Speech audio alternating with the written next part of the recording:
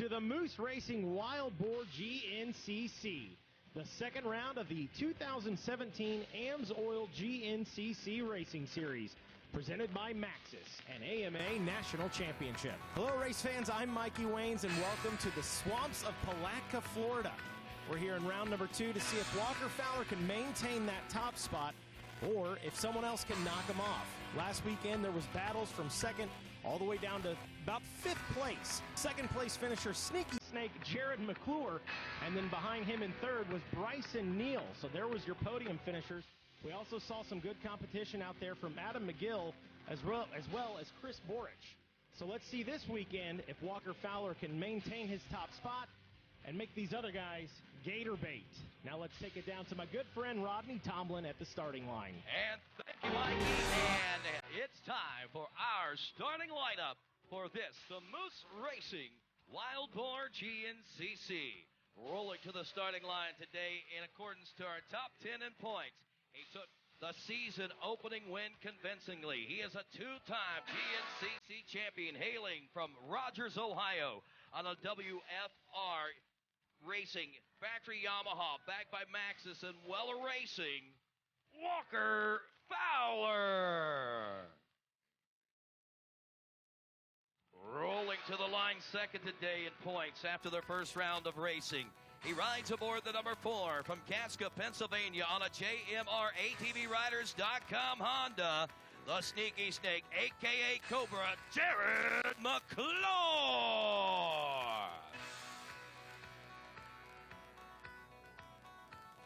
Rolling to the line third today after the first round of racing. Aboard 5, a former Xc2 Pro M champion out of Bidwell, Ohio on a Coastal Racing Yamaha, Bryson Neal.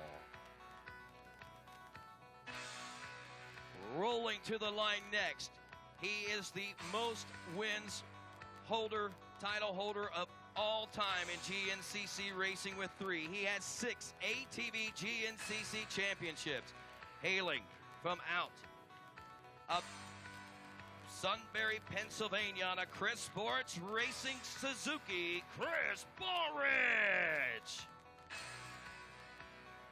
Rolling to the line next aboard the 521, the biggest family in the GNCC. Out of West Union, West Virginia on a CST Tires Induction Solution LSR Hyper Spider Graphics backed Honda, Adam McGill.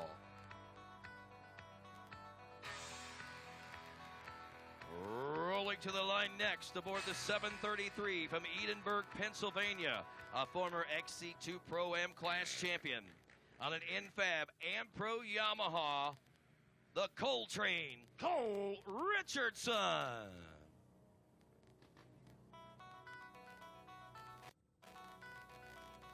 And rolling to the line next, 7th in points, aboard the number 7. He hails from Glenville, Pennsylvania on a GBC Motorsports Canyon Axis Jocks-backed Honda. It is LW7, Landon Wolf. Rolling to the line next, the former youth national champion, on a Pierce Performance Maxxis Moose Racing Yamaha, the rookie Cody Collier.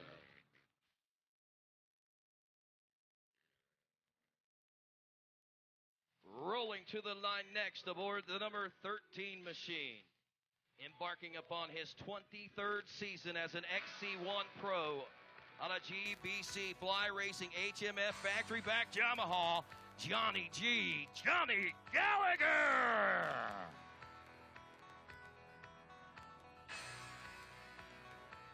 Rolling to the line next, he is a rookie pro here in 2017. He is as well embarking on his rookie AMA Pro ATV Motocross Championship next Tuesday at Daytona International Speedway out of Myersville, Maryland on a Ye Olde Cycle Barn Walsh Racing Hetrick Racing Suzuki, Wesley Wolf.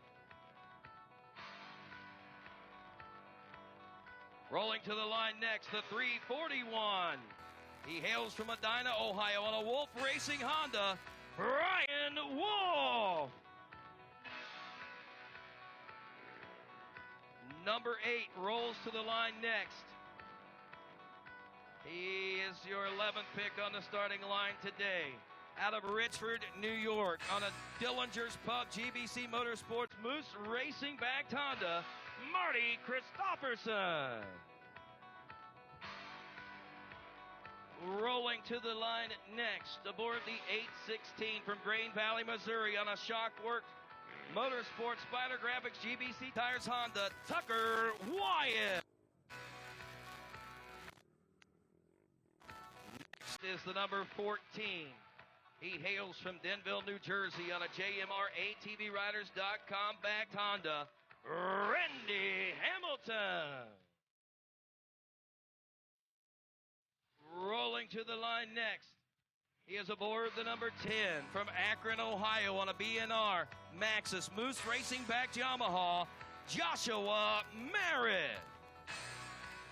And now the rookie 41. Sorry about that, guys. Once again, he hails out of Myersville, Maryland, Wesley Wolf. Oh, Josh Merritt just went down before the start. Talk about getting the blood and the adrenaline flowing here today. As Wesley Wolf, the rookie, will wait for Josh to remount his quad and get back into the starting lineup. Wesley, I apologize for calling you out early. And I know this has got to be good news for Josh. If you're going to make your mistakes, make it before the green flag waves. And that one right there is one he does right in front of everyone here today. But, folks, I'm telling you, we're getting here. Welcome Dom from the program out. And so many folks that are here with us to kick off Bike Week 2017 as these XC1 pros and well over 100 more riders are all ready to tackle this 10-mile course here in the sands and sunshine of the great state of Florida. As we turn our attention to Ricky Towery in our final closing moments, of course, to get this all underway. Our starting sequence will begin, and of course with our maestro and what I like to call our conductor of ceremonies. He is, of course, Ricky Towery. He makes his way out, and all of a sudden, folks, the floor becomes his, and all of our racing action happens on this man's cue from this point forward as he steps forward to the contingents here in Florida. He lets them know 1 minute before we go GNCC racing. And sorry about calling Brian Wolf and Wesley Wolf there a few moments ago, but we welcome Brian back for his second consecutive race. Of course, Brian's been kind of hit and miss as an XC1 Pro over the last couple of years, but glad to have the 341 machine back here with us in our fold and hope to see a whole lot more of him. And, of course, as we mentioned, Wesley Wolf, you can watch him on RacerTV.com this coming Tuesday from Daytona International Speedway as he'll be making his AMA Pro ATV racing debut. As the blue flag is out, shut them down, guys. Shut them down, shut them down, shut them down. We are now less than 30 seconds away from going GNCC racing here in the great state of Florida. And I just got to ask you folks here in beautiful Palatka, are you ready to go GNCC racing? Well, that's pretty good, but you know what? We're kicking off Bike Week 2017. So, Florida, I'm going to ask you one more time. Come on, race fans. Are you ready to go Wild Boar GNCC racing? 10 seconds. And row number 1, the XC1 Pro, will be off and rolling at our Moose Racing Wild Boar GNCC. The Wiseco Whole Shot Award up for grabs. $250 going to be up for grabs. It looks like it's going to belong to Walker Fowler. And Cole Richardson in second. There is Landon Wolf in third. But look at that. The number 3 of Chris Borich taking over the number 3 spot. He gets a much better start this week. Could be a whole different tale to this story. The Xc2 Pro M Class getting set to roll. Greg Coburn, along with the Devin Feehan, Hunter Hart, Kenny Schick, Levi Cohen, Matthew Lindo, Cameron Bruce, Brandon Eichert, Jeff Miller, Cody Fox, Gus Rickman, Austin Abney, Billy Dalton, Braden Henthorne, and Sam Ho, all ready to roll in 10 seconds.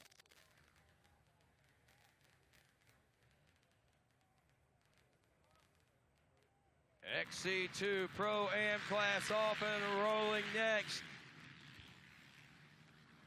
And around that first turn, who's it going to be? Second turn, it's the number 17, Hunter Hart from Newfield, New York. Ithaca Recreation Seat Concepts.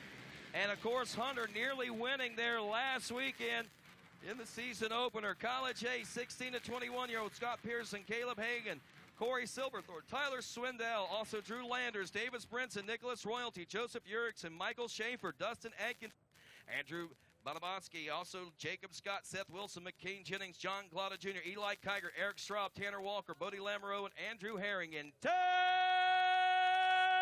seconds.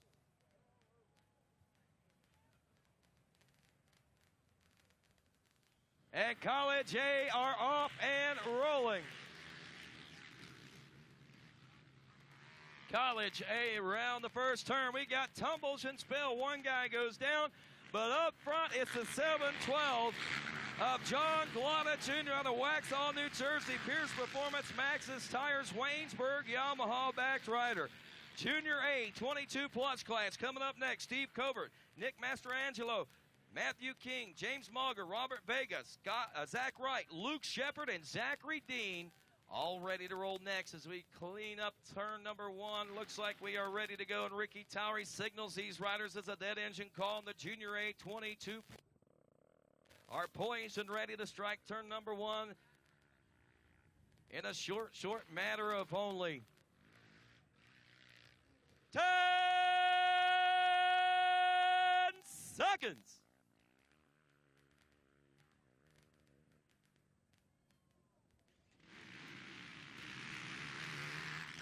And they're off through that first turn, our Junior A 22 plus class now. It is the 25 of Stephen Covert.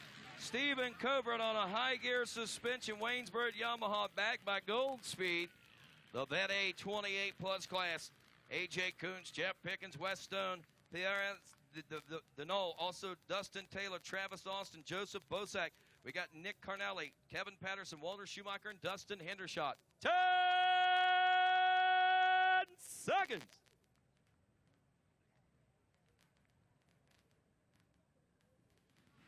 The Vet A 28 plus class. A fistful of fury for these boys. They round the first turn. Who's it going to be? Will Big Papa P be up front? Let's see. 269. The Canadian here with us. Denol is here with us. Pierre Denol taking over the early lead in this one. Senior AB 38 plus class. We got Andy Cooper, Eddie Seegers, Brad Breedlove, Glenn Ledford, Chris Berry, Michael Zagel, and Tracy Cantrell. 10 seconds.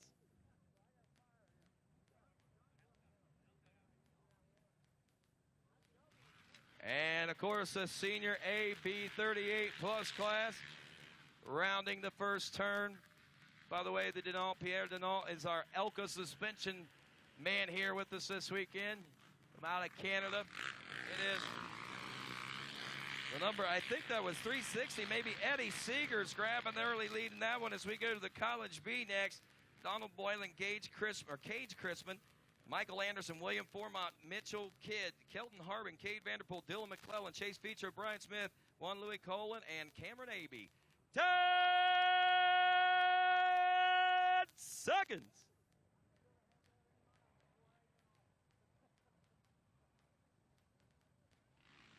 College B into the first turn. Puerto Rico in the house with us. Canada in the house with us.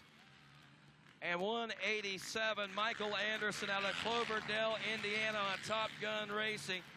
GoCo Trucking, B&R Back Machine leading the College B class today. Junior B 22 plus class. Charlie Rogers, Chris Ballou, William Wallace, Neil Tolston, Nick Maynard, Ben Danner, Brian Tuttle, Cody Posavac, and Travis Tyler. 10 seconds.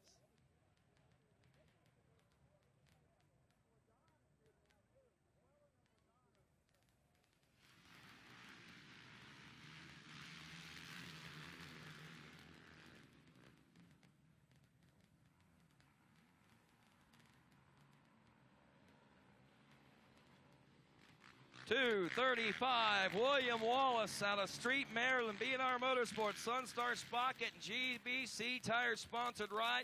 Vet B 30-plus class, our final row off today. Lyle Morrison, Alan Tuttle, Justin Kerr, Zach Phillips, John Salsa, Brian Basco, David Pichet, David Nampo, David Rudder, and Derek Grist. 10 seconds.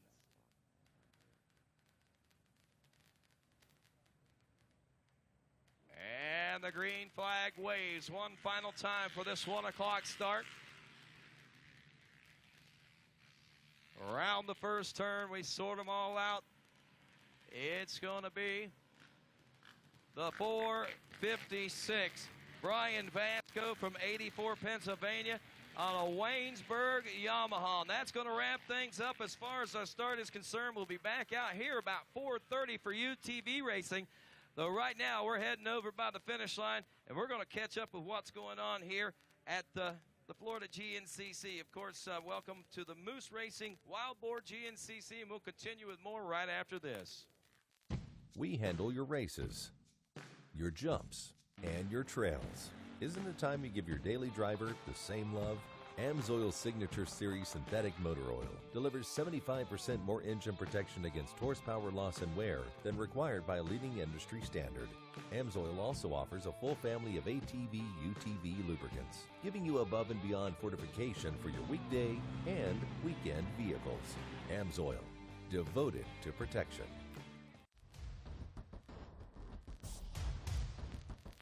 Here he is, Walker Fowler, Grand National Cross Country Xc2 Pro Class champion.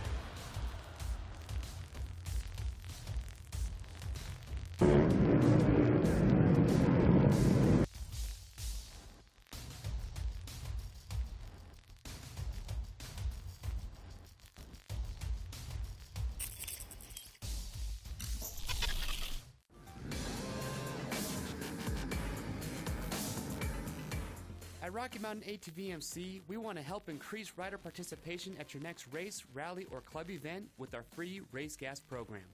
Join Race Gas, and every rider that signs up for your event or club gets a free $10 gift card to Rocky Mountain ATV MC. It's that simple. RockyMountainATVMC.com. Get ready.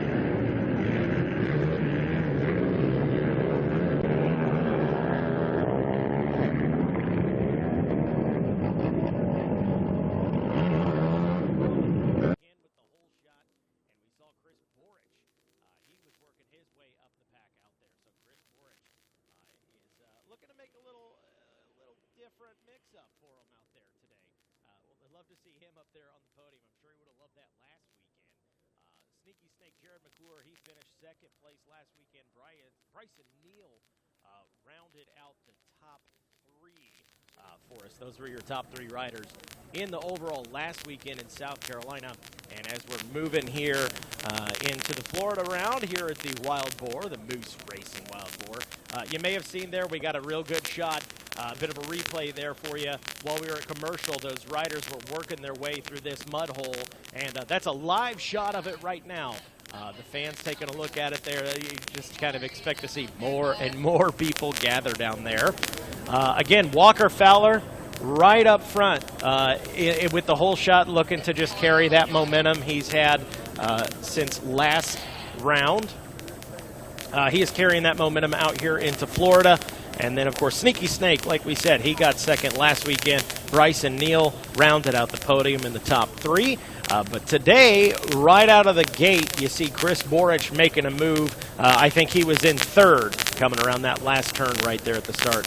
So I am here in the booth. It's me, Mikey Waynes, with my cohort, Tyler Shepherdson. Tyler, what have you seen out there so far, man? Mikey, as you were saying, I was kind of walking around the track earlier, just kind of taking a look at the conditions here today, and it is one of those standard Florida tracks. As you said, we saw Walker Fowler take the whole shot here off of our start in our Xc2 Pro Class. Now, Walker won this race last year, so he is a tough competitor no matter where we're at. And with him grabbing that whole shot and getting out front immediately, it's going to be a long race for everyone trying to catch him. But as you said, as we're looking at this mud hole here, that certainly does play a major role in this race, no matter at the beginning or the end. And these guys are coming around here pretty soon after the start. So once they go through, there's no telling what's going to happen. Also, another feature that we have on our screen here is a couple sand hills. Now, these are out in the back section of the track. We were setting these up earlier. That's a lot of deep, sugary, powdery sand. So believe it or not, there are a few different types of sand. This is some of the finest and deepest sand that you can get. So these are definitely some of the obstacles that are going to pose a big threat to all these competitors here today. Will be an interesting day to see how everyone handles all of these. I think when you think of it top to bottom, obviously our pro riders, those guys are conditioned for this kind of thing. You hear a lot of them talking about training down here in Florida. So I don't think it's going to be a major factor for a lot of our pro guys, but when you look at some of the other classes, certainly going to be a factor. More so for the bikes, but obviously for the ATVs as well. And I mean, track crews got to think about that. You ride out there on the bike. So what's kind of the approach you take down here in Florida at Wild Boar compared to some of the other rounds? That's a great question. So the biggest approach here is, like I said, there's a lot of this sand, but a big thing about this Florida race is there's also a lot of things that can jump out and get you. So you will be riding through this sand, and right underneath the surface, it's hard to see, but there's a lot of different roots. Now, you got your normal roots coming out of trees, and also another thing that everyone is very familiar with at this Florida round is the Palmetto Roots.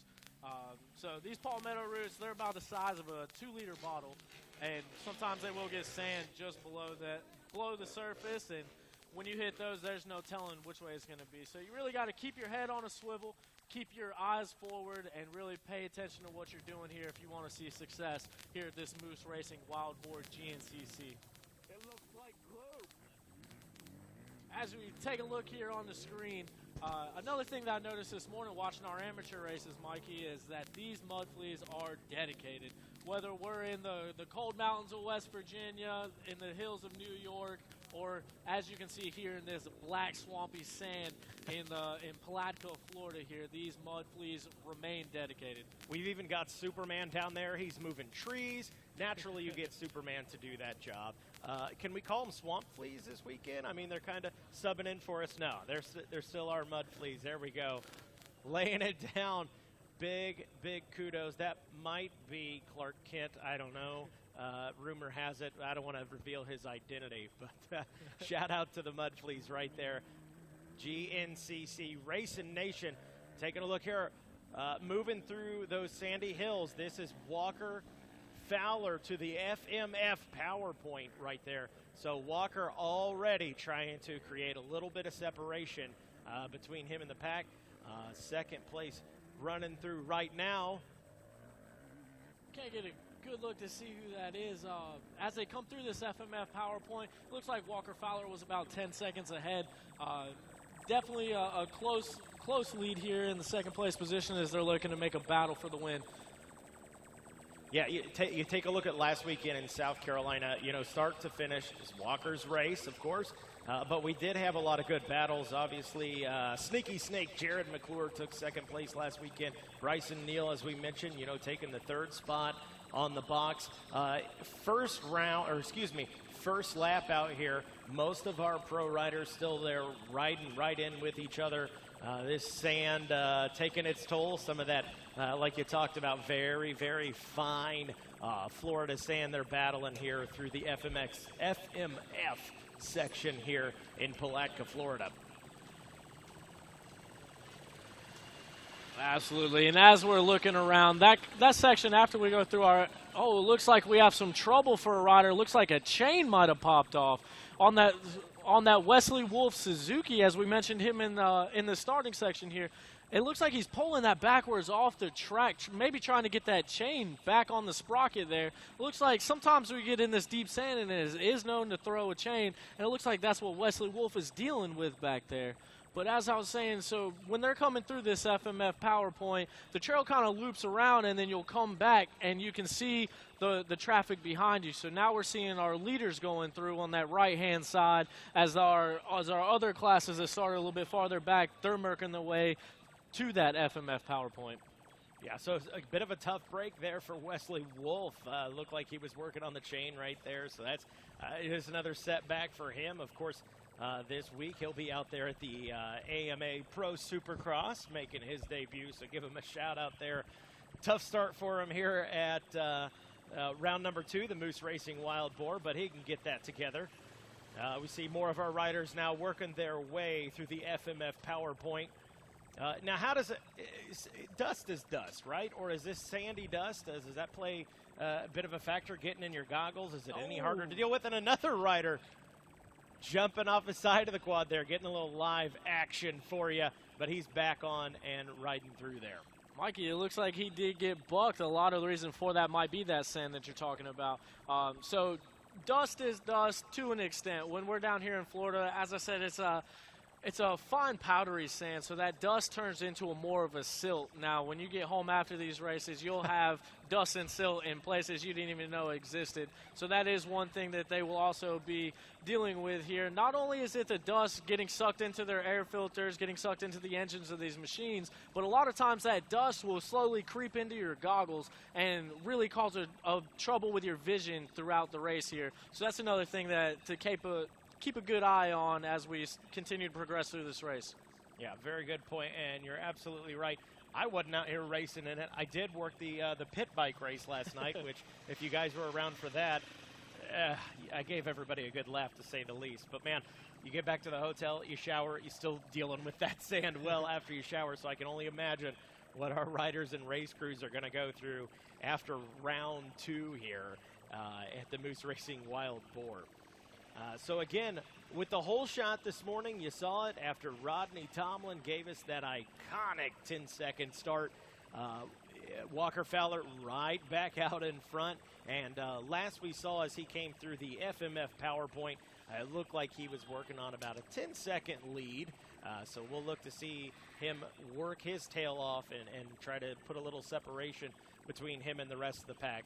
The one rider I think I'm kind of keeping my eye on today is I would say a not sick Johnny Gallagher. Last weekend, of course, he works in the booth with us on Sundays. Johnny Gallagher, if you heard him on RacerTV last weekend, it sounded like he had swallowed gravel. The poor guy, but he put in the work and was able to finish the race, and I think he's a little pumped up about round 2 here. I keep my eyes on Johnny Gallagher, see him crack into the top 10. Absolutely, Mikey. And as you said, Johnny Gallagher is one of those guys. He's out here every week. Now, he'll land a hand wherever he wants or wherever he can. So we do see him in the booth with us on Sundays. He also helps out presenting our Top Amateur Bike Award. All that after he's out here pushing it with the best of the best in this Pro Xc1 class. Now, another class I want to take notice of is our Xc2 Pro class. Greg Covert is going to be out there. He is our returning champion from last year, but not only that, he's also our returning winner from this Wild Boar GNCC last year. So as we're sitting here waiting for everyone to go through scoring, that is another class and another rider to keep an eye on here as we move throughout the day. I like that. We're going to focus a lot this season. We did it a little bit last weekend. We really want to focus on some of these other classes, give them some recognition. So I like you bringing up some of the others out there as we see our riders working through here, beating up the Florida Palatka terrain. Absolutely, Mikey. Here we switch to our field section here. Now, these are going to be some higher speed sections. Plenty of chicanes going on throughout that field. One thing about that is acceleration bumps and braking bumps. That's a major part of racing, especially when we're talking about this soft, pliable material such as this Florida sand. So as we keep an eye on through these open field sections, waiting for our leaders to come back around, you'll notice that a lot of those acceleration bumps are going to build up through there. Now, those at high speeds obviously will unsettle your machine and make for some even closer racing here as we watch our leaders come through. One thing I do want to point out, we have several riders with us here from Puerto Rico, and as you were announcing our amateur race this morning, I'm sure you heard it when they came through. It sounded like the leader was coming through to lap second place for the 4th time. There is a huge Puerto Rican fan section out here, and we are on camera right there. So we really appreciate them coming out, getting involved with this GNCC racing. And let me tell you, Mikey, they're actually making a very strong showing out here today.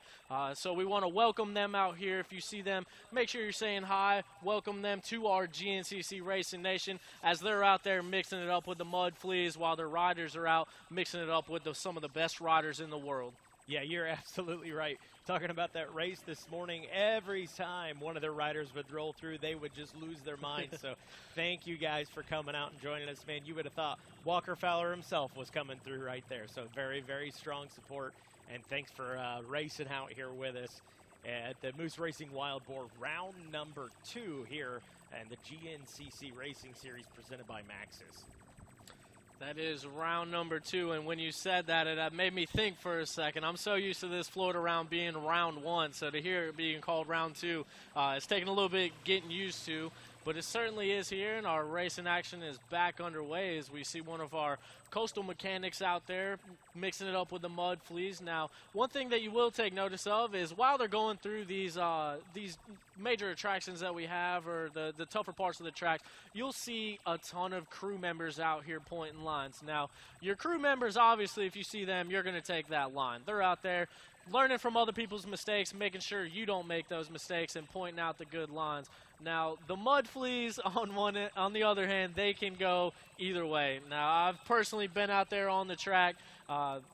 Some of the mud fleas, they're going to find the best way. We saw Clark Kent, Superman, out there moving trees around, blocking off a deep section to make sure people come out of it. Now, there are the mud fleas that want to find the deep holes and send you right through them because it gives them something better to look at. So when you're out there on the track, you do got to keep an eye out and make a split-second decision on who you're going to trust and who you're going to not trust, because that can make all the difference between making up time on the next position or being buried up to your seat. Absolutely. Now with these mud holes in Florida, you kind of learn you pick your lines lap number 1, kind of taking your time and feeling things out. You necessarily running that line the rest of the race, you kind of feeling other things out, or you're pretty much established after 1 lap. So this is a forever changing racehorse. Yes. Every single lap, I didn't get the actual numbers, but we got several hundred machines out here on the track at one time. So every time you come through, no section ever looks the same. So some of the lines will still be there. A lot of times these four-wheelers will put the big 2 ruts in there, and sometimes it's like a roller coaster and you're stuck on those rails. Other times there'll be new lines that continue to develop. As we take a look here, it looks like Walker Fowler is still out in front, making his way through the trees, coming through this finish line chicane. Our leaders are about to start coming through scoring, and we'll be able to give you the updates there. Yeah, he is zipping right through there. I think he's just about to come out of there now. And he is. So that is the number 1, your defending champ there, Walker Fowler. 1 lap in, heading out there on number 2 right now, getting the fist bump from the pit crew. So Walker Fowler out there, and obviously still waiting on the rest of the pack. We'll keep our eyes on that last little woods section. and update you as those riders roll through. You got to go back a few years to find one Walker Fowler hadn't won out here. Matter of fact, last two. And there's another rider rolling through right now. We'll get a good look. I can't quite make out who it was. Cole Richardson. There we go. That was Cole Richardson. So Cole Richardson able to work his way up into second. You know the Cole train would like to see himself up there on the podium today. More of them running through here. Now, this is Chris Borich. So Chris Borich running through the finish line right now. Chris had a heck of a start this morning. Third off the line through the whole shot. So big shout out to Chris Borich. Yeah, and that's something good to see that Chris has got a good start, because in talking with him in the CST Tires pre-race report earlier this morning, guys, he was telling me that was the biggest debacle for him at round number 1 as Jared McClure makes his way in for the first lap complete now. But that was the biggest problem that Chris was faced with. He caught up through all the guys, but by the time he got to the end, obviously he was running out of time. But now he's up a little closer. We'll see what this day is going to be like, as we are now about 27 minutes into this now. And, of course, what that means is we got about an hour and a half still of racing to go. So there's still plenty of things to take place. As we said, Fowler was through. He had about a 30-second lead. That's nothing new. We saw that last week over Cole Richardson. Another 28 seconds back to Chris Borich, 18 seconds back to McClure. Then in 5th place is Adam McGill, the 5:21. Then 6th place is Landon Wolf. He got off to another great start this week. He's only about 8.5 seconds off McGill's pace right now. Bryson Neal only 4 seconds back behind them. Marty Christopherson is through now on board the number 8 machine in 8th. Cody Collier, the 201 out of Carroll, Ohio, is another 8 seconds back in the 9th place position. And rounding out the top 10, it's Johnny GNCC himself, Johnny Gallagher. Again, you might have heard me in the opening ceremonies. This is his 23rd consecutive season as an Xc1 Pro. He's working on 3 decades as a professional rider, and looking at this guy, he looks probably more fit than he ever has throughout his entire career. He's a mid to upper 30s, and we've seen guys race well into their 40s in this class in the years past, and he seems to get stronger and tougher as time goes on. Yeah, he looks good out there. We were talking about him just a moment ago. I know Johnny was a little ill under the weather last weekend. Yeah. He sounds great this weekend, so maybe that's going to have a big effect on him. Love to see him crack that top 10. Well, Brian Wolf, I want to apologize as Walker Fowler makes his way to the mud hole. This is one of the places that could become a little bit of a factor in this. You can see right there a big hole, and there's going to be more of those developed throughout the course of this race as Walker makes his way through. Get about 30 seconds ahead of the field, and he's not under any pressure right there as he waves to the crowd and thanks him for helping him through. But I do apologize to Brian Wolf on opening ceremonies. Got confused. A couple of Wolves out there. Wesley Wolf also. There is Walker through the pro pits now as he makes his way right in front of us. Here comes the 733 Cole train making his way through the mud hole now. Again, it doesn't look too deterring as of yet, but this is one area that I believe is going to become a little bit more of a monster as the day progresses. There's Coltrane down through the pits now. Again, we should be about to see Chris Borich now making his way there to the mud hole, as we'll, I'm sure, switch cameras here in just a couple moments. Unless Borich was able to make up that, there it is, as he makes his way in. He might have fallen off pace a little bit. It looks like he might be a little further behind than what he was at that 28-second mark. Yeah, seems a little delayed right here coming into the mud holes. Looking around. And it's interesting to see these line choices that these guys are taking in this afternoon race. Ronnie, I had a moment to sit down there in our amateur race in our 4x4 pros. A lot of them were taking several different lines, but the thing about this that makes it so tricky is one line can be 6 inches deep and you go 2 feet to the right and it's going to bury you up to the handlebars. So it's interesting to see what kind of different lines these guys are going to be taking here and how it's going to develop and tend to work out throughout the rest of the day. Yeah, and it's hard to tell because that water gets black and dark, and it could look 6 inches deep or it can be 2 feet, 3 feet deep in there. So guys are starting to congest just a little bit. There is the number 5 machine making his way through. That's Bryson Neal again. He was 7th place whenever he checked in a few moments ago. Down through the pits goes Bryson, still hot on his rear wheels, the number 7. Actually, he's gotten around Landon Wolf, so now Bryson Neal's running in 6th. Landon Wolf has dropped back to the number 7 position, so we are seeing a few changes. Speaking of changes, as they come through scoring for the first time, it looks like we got Gus Rickman on that 687 Honda, who's leading our Xc2 Pro class, with Austin Abney on the 703 right behind him, and then Devin Feehan's going to round out your Xc2 Pro top 3. Gus Rickman, a rather big name down here in the Florida area, as he hails out of Babson Park, and he makes his way here to the Xc2 Pro M class, and currently has the lead. If you look at the overall for Gus right now, he's not doing too bad. 12th place overall. He's only got a 2-second lead over Hunter Hart, who got the whole shot. Hunter's going to be tough to beat, and then only 1 second behind him was Abney. So that's a really tight race up front between those top 3. There's Brian Wolf making his way through now. Wolf, again, at 11th place position in the XC1 and in the overall right now. Taking a look at the XC2, I know Austin Abney last weekend, after one lap, he was out in front. He did injure his thumb a few weeks back at a local, and I saw him early yesterday. He still had that thumb wrapped up, but he's maintaining second place right now, so that might be a sign he's healing from it. It could be, and one thing is going to be a test for it today will be the sands of Florida. This track is going to be about as rough as anything they've ridden, and I know that last week was rough. They were telling us that a lot of roots and rocks and things like that out there that they had to contend with, but we've got Palmetto Roots, and we've got ever-changing whoops and rollers that are going to be developing, and some of those holes will be square-edged, and it'll get pretty rough out there. This might be, is this our battle for, yeah, that's the battle for the top 3 in the XC2 class right there. Hunter Hart has got the yellow and red cone there on the front of his quad. He's got it all taped up, I guess, in anticipation of the sand and the water that the track was going to be providing. Got a rider here looking down as he comes through. Looks like he... that's our XC2 champion from last year, Greg Coburn, looking down at his machine right when it goes through the mud. I wonder if he could have sucked up some water into that fuel or that air filter there. It looks like he's still having a little bit of troubles as he gets back rolling and back into the woods. Well, that's not good news for the defending champion. I know he hoped to be a part of that front pack and wasn't far off pace, but he's continuing to lose more time as time progresses here. Let's take a look at that XC2 class itself. That 343 we just saw going through there a moment ago. I believe that might have been the Rickman machine, Gus Rickman. And actually he's 687, then Hunter Hart, then we got Abney.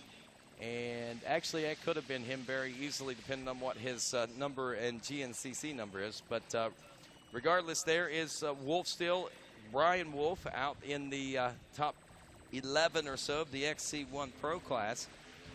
And there is Wesley Wolf, the 741. Wesley, a rookie this 2017 season. Is also an AMA Pro ATV rookie. And as I said, I got a little confused on the start and apologize to both those guys. But, wow, look at this. Has he got that rear wheel locked? Wow, that's bent or something's going on. Yes, it is. That's a flat. That is a flat. Last week, Walker may not have had a flat. It kind of looked like it at a moment the way he was looking. But the way that tire was tracking, that certainly has some issues. That rider's going to have to find his way to the pits. And speaking of Walker Fowler, here he comes busting through the sand. This is why he has got the lead that he's got. He is not resting on his morals any whatsoever. He's out front. He's got an open section of field. He is on the hammer, folks. Yeah, he is. That's just impressive to watch him move through there almost effortlessly. The different colors of sand, the white and the darker colors of sand mixing together. You can see it's dry and dusty here in Florida as the dust is beginning to raise, and that could be part of a vision problem that might separate these guys. But right now you can see it's not so much of a problem for vision for the 733. 30 seconds, that dust has had time to settle down, but some of those guys back there in the middle of the pack, it's going to get pretty tough back there for those guys, I think. Not only that, and Walker out here making that Yamaha work through this field section. Keep in mind, after he gets done here, he's also going to be lining up and trying his hand out this afternoon at the UTVs. So 2 hours of dealing with that dust and sand getting in his eyes now just to get right back in a UTV in that Yamaha and get out there and do it again. That'll be his debut in a UTV, a side-by-side coming up this afternoon. I know he's looking forward to that. So a lot of folks, I'm sure, are going to be interested to see what kind of racing skills Walker Fowler will have out there, and your defending champion. He and the defending champion will be driving nearly identical cars as far as Yamahas. Anyway, Josh Merritt in the pits. We know that he had some problems in the starting opening ceremonies. His seat got ripped off after a little crash there in the pre-race warm-up. But he is trying to get some things taken care of down there.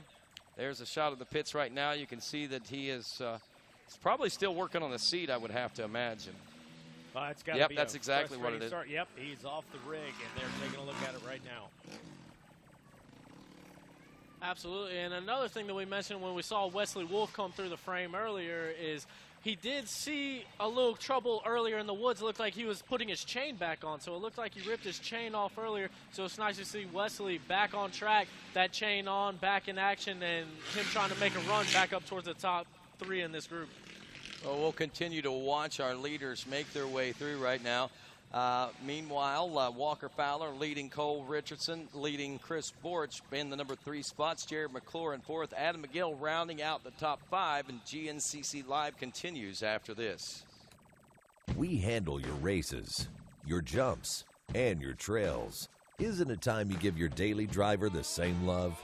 AMSOIL Signature Series Synthetic Motor Oil delivers 75% more engine protection against horsepower loss and wear than required by a leading industry standard. AMSOIL also offers a full family of dirt bike lubricants, giving you above and beyond fortification for your weekday and weekend vehicles. AMSOIL, devoted to protection.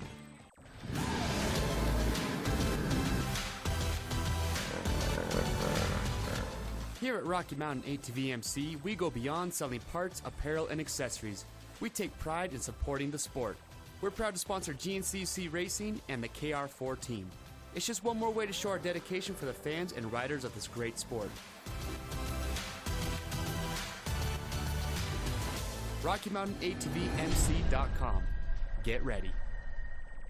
And welcome back to GNCC Live as we roll into today's second round here at the Wild Boar GNCC. Rodney Tomlin along with Mikey Waynes, also Tyler Shepherdson in booth with us as well today. And we are in the midst of lap number 2 as we catch up with riders making their way through one of our mud hole sections. Again, it doesn't appear to be so bad right now, Mikey, but I expect that this is going to get a little more troublesome as the day progresses. Some nice long shots out here in the field as well. As we take a look at some of these classes here, as we last left, it was Fowler leading Cole Richardson and Chris Borich in 3rd. McClure was in 4th. Adam McGill was in 5th. We had a change back in 6th as Bryson Neal moved up from 7th to 6th. Wolf had dropped to 7th. Marty Christopherson was 8th, and it was Collier and Johnny Gallagher in the 9 and 10 spots. Xc2 Pro M Class, Rickman, Hart, and Abney were 1, 2, and 3. They were less than 4 seconds apart, separating the top 3. Devin Feehan, the number 16 out of Windsor, New York, in the 4th place position. Greg Covert was 5th. Now, we've seen Greg having some issues, so he may have actually lost a couple positions as he only had about 16 seconds over Matthew Lindell, who was 6th. Cameron Bruce in 7th. Brandon Eichert in 8th. Levi Cohen in 9th. And it looks like Braden Henthorne, former XC1 guy a few years ago, now coming back into the racing in the Pro M class in a 10th place position of that division. John Glotta Jr., former youth overall national champion, former schoolboy champion, as well as a winner of morning overall races on more than one occasion in his 13 to 15-year-old age frame. Now he's 16. He's in the College A class, and he has got this one dialed in, folks, out of Waxhaw, North Carolina. A 40-second lead for this young man, John Glotta Jr. His dad, John Glotta Sr., another fast man. He certainly gets it honest. There's no doubt about that. 2:17, Drew Landers in 2nd in this College A class with he's out of Monterey, Tennessee. Then it's Michael Schaefer, the 351 from Port Orange, Florida. 4th place, Joseph Yerksen out of Champion, Pennsylvania in 4th. In the number that's Luke Sheppard. He's from the Junior 25-plus class, the Junior A class. Let's see where he was at. Luke's actually running in the 4th place position out of Marion, Ohio. We'll check back in with that class in just a moment. But that's Luke Sheppard right there suffering his issues. And good to see Luke out there. We'll tell that story here in just a moment. But he'll be racing UTVs. He's also the husband of about a 5-time ATV motocross women's class champ, 3-time. She's got a bunch of them. And Joseph Erickson in fourth place here in this College A class, by the way, out of Pennsylvania, as we told you. Nicholas Royalty out of Scottsburg, Indiana, is fifth, the 265. Bodie Lamoureux out of Windsor, New York, the 969 and 6th. Seventh place, the number 50 of Caleb Hagan out of Tompkinsville, Kentucky. Algonia, Iowa, McCain Jennings, the 517 and 8th. Ninth place, the 250 of Davis Brinson from Hendersonville, North Carolina. Cutler, Indiana, making the cut here today. Corey Silverthorne, the 52, rounds out the top 10 on his Yamaha. Now to that Junior A 22 plus class. Stevie Covert, the number 25 out of Ithaca, New York, with the lead there. 9.7 seconds over Nick Mastrangelo out of Newcastle, PA, the 27 machine. The 41 of Matthew King out of Southwick, Massachusetts, is third. Then there's Luke Sheppard. We've seen he got tangled up in that mud hole about 19 seconds back. Sheppard out of Marion, Ohio. As we said, the husband, his wife is Megan Sheppard. Megan Manshak, a three-time ATV National WMX champion, and in the ATV side of things. So, they come into this one well prepared. There's no doubt about it. Luke, actually a former ATV motocross star himself, had a really bad get-off at Unadilla that almost ended his riding and racing career, but he was able to overcome the injuries from that. He's racing GNCC on a more stricter note now, as well as they're racing the side-by-sides. We'll be seeing them on RacerTV a little later today. Roberto Vega, the 239 out of Puerto Rico, is here with us from the number 5 spot. Then in 6th place, Zach Wright, the 408 out of Granite Falls, North Carolina. Then James Mauger out of Williamstown, New Jersey, is 7th. Zachary Dean is your 8th place rider aboard the 727 of Addison, New York. So far, that's all we've got in. That may be all we have in that class, as well as the Vet A class. A.J. Kuntz, he's out front. He's a former Xc2 rider, Jeff Pickens, a.k.a. Big Papa P. He's also the husband of a 9-time GNCC champion, Tracy Chaco Pickens. And, of course, Jeff Pickens out of Shamokin, Pennsylvania. Big Papa P, as we like to call him, the number 36, right behind A.J. Kuntz, the 28. Then we got the 402, Travis Austin of Marshallville, North Carolina, and third. Dustin Hendershot, the 806 from Washington, West Virginia, is fourth. Hendershot Dustin has been a name that has been synonymous around the GNCC Racing Nation for a long time, and he just continues to keep his name in the forefront out here. Wesley Stone, the 61 out of Auburn, PA, is running in the number 5 spot. Pierre Dinol out of Canada. He got the whole shot in this class, the 269. He is also from Elka Suspension, one of our big sponsors here in the GNCC, and a big sponsor for a lot of the competitors that are out on the track today. But we're glad to see he is out here with us racing. And in 6th place, Walter Schumacher, the 728 out of West Mansfield, Ohio. 444, Kevin Patterson, KP, out of Barbersville, Kentucky. He is your 8th place position. As we go next to senior AB 38 plus, Chris Berry, 730 from Mumfordsville, Kentucky, leading the 824 of Tracy Cantrell of Spartanburg, Tennessee, about 42 seconds. In 3rd spot, the 400, Brad Breedlove out of Boonville, Mississippi, a 52-second gap back to 3rd. 360, Eddie Seegers, he's in the number 4 spot. Then Andy Cooper out of Dry Fork, West Virginia, rounds out your top 5. He's a minute and 45 seconds off pace at the moment, but I'll tell you, folks, anything can happen here in the sands of Florida, as they probably already have for a lot of these guys. College B class, another 16 to 21-year-old division intermediate level riders from Cloverdale, Indiana. Never been there, but that right there seems like a very interesting place to me for some reason. 187, Michael Anderson. Don't miss it. Don't blink, you'll miss it. It's probably about 30 miles south of where I live. Is that right? Very familiar, yeah. Yeah, well, I tell you, maybe I like those small towns. Maybe that's the reason I feel the draw to it. But 349, Kelton Harbin, I guess it is, out of Greenwood, South Carolina, running in the number 2 spot. 3rd spot is Chase Feature of the 406 out of Rachel, West Virginia. Now, we're seeing the same thing that we saw last week, only a little earlier, I think, in the race. A lot of separation, 30 and 40 seconds. That's what we're seeing through those top 3. Cameron Abey, who is stepping up into this College B class over the last couple of seasons out of Union, South Carolina. He was actually in his hometown last race we were at. Well, Cameron is in 4th place. He's also a big part of the Team Faith and helping out with a lot of the youth activities and state. It takes that happen. Hey, we just got an update. I think that we may have Adam McGill now in the number 3 spot with Chris Borich in 4th. That means that McGill's moved up a couple of spots, and we've had some big changes taking place. We'll back up and bump into that in just a second. Let me finish up this real quick amateur report for you. We got Gage Chrisman in fifth aboard the 172 out of Ford City, PA, 721. Lewis Collin out of Puerto Rico, and Dylan McClellan out of Gibsonia, PA. He rounds out the 7 so far. Now let's go back real quick and check in with that ATV Pros. This is Fowler, Richardson, 1 and 2. But it sounds like that McGill has gotten around both McClure and Chris Borich to overtake the number 3 spot. So that'll bump Borich back to 4th. And from what I'm hearing, now McClure has dropped off to the number 5 position. So that's a little bit of a gap, or a little bit of a change there.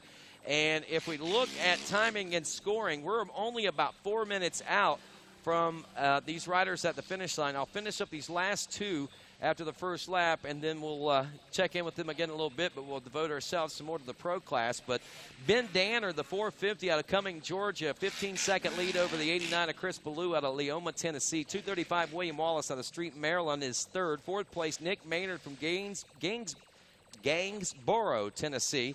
Then we've got 6'11 Byron Tuttle out of Cornelius, North Carolina. 337 Neil Tolston out of Alliance, Ohio. And then again, we got Bet B, John Salsa, the 410 out of Warwick, Rhode Island. A lot of Northeasterners out with us this year. 84 Pennsylvania is Brian Vasco, the 456 in second spot. Then we see Justin Kerr, the 386 out of Waynesburg, PA, in third. Fourth place, 559. David Peach out of Turbin, California. Then we see fifth place, Zachary Phillips out of Parsons, West Virginia, the 403. Sixth place, 698, David Napo from Eden, New York. Seventh place, 75, Alan Tuttle out of Mooresville, North Carolina. And then we got Lyle Morrison out of North Attleboro, Massachusetts, the number 74 machine. And that's ninth place then. David Rudder checking in out of Nelsonville, Ohio, the 753. And that is what we have so far in after that first lap of racing. We may see a few names in some of these other classes when we go back and check in with them here in just a few moments. But right now, Mikey, I know you've been sitting here watching. And this mud hole, have you noticed much changes in it over the course of the last, this lap of racing? I think we'll probably see it when these lead riders come through here in a few moments. Yeah, the biggest thing I notice is just caution. I think people go through there, they take it a little slower. Everybody seems to generally be taking about the same line. A few riders gambling on a few others, but I think our mud flea's doing a good job down there directing folks in the right direction. Yeah, these are nice mud fleas. I heard you and Tyler talking about those a little bit ago. But I can also tell you that generally if someone's standing out there, they're standing on the high ground, and there's usually deeper ground around them, so they're standing there for a reason. So you want to kind of stick close to the spectator line a lot of times is what a lot of guys do. Other guys just like the bonsai. They just say to heck with it and go. Give them a show, man, because they know, like you say, the mud fleas may be there. They want to see you go in, but they also want to see you go on. So they clear you out as quick as you get stuck and send you on your way. Oh, absolutely they do. And you can get a good look of them right there. Like I said, they're taking it easy through there, doing it cautiously. So one lap down, working on lap number 2. We'll check back in with those amateurs in the Mid-State Chevy Midway Report coming up here in just a few moments. But we are approaching about 49 minutes now into this race, according to my calculations on scoring and timing. Actually, we just hit the 49-minute mark. Folks, don't forget to go to the Instagram, the GNCC Instagram post, and comment your podium predictions, and we'll pick a predictor out of there, if you will. And you can follow us on Instagram. It's at GNCC_racing on Instagram. We have a picture posted up there. All you got to do is comment under it. We'll pick a winner at random. You don't have to be right. You just got to play along. Just get on the Instagram and join us and follow us and all that good stuff. So all right, now. Oh, go ahead. Less than a minute to go before we're anticipating the arrival of Walker Fowler. We'll see what kind of distance he's been able to open up over that second place position. As we were noting there shortly after the conclusion of the first lap, rolling into the second lap, Walker at the mud hole had appeared, or actually it looked about the same. It was Cole Richardson. It looked like he had opened up a gap over third place, I suppose. So we'll be interested to see if Cole's kept pace, lost time, or gained time on Walker. And then that battle that's back in third that we've heard about, and we'll see whether or not the changes have come back around yet or not. But the last report that we had was that Adam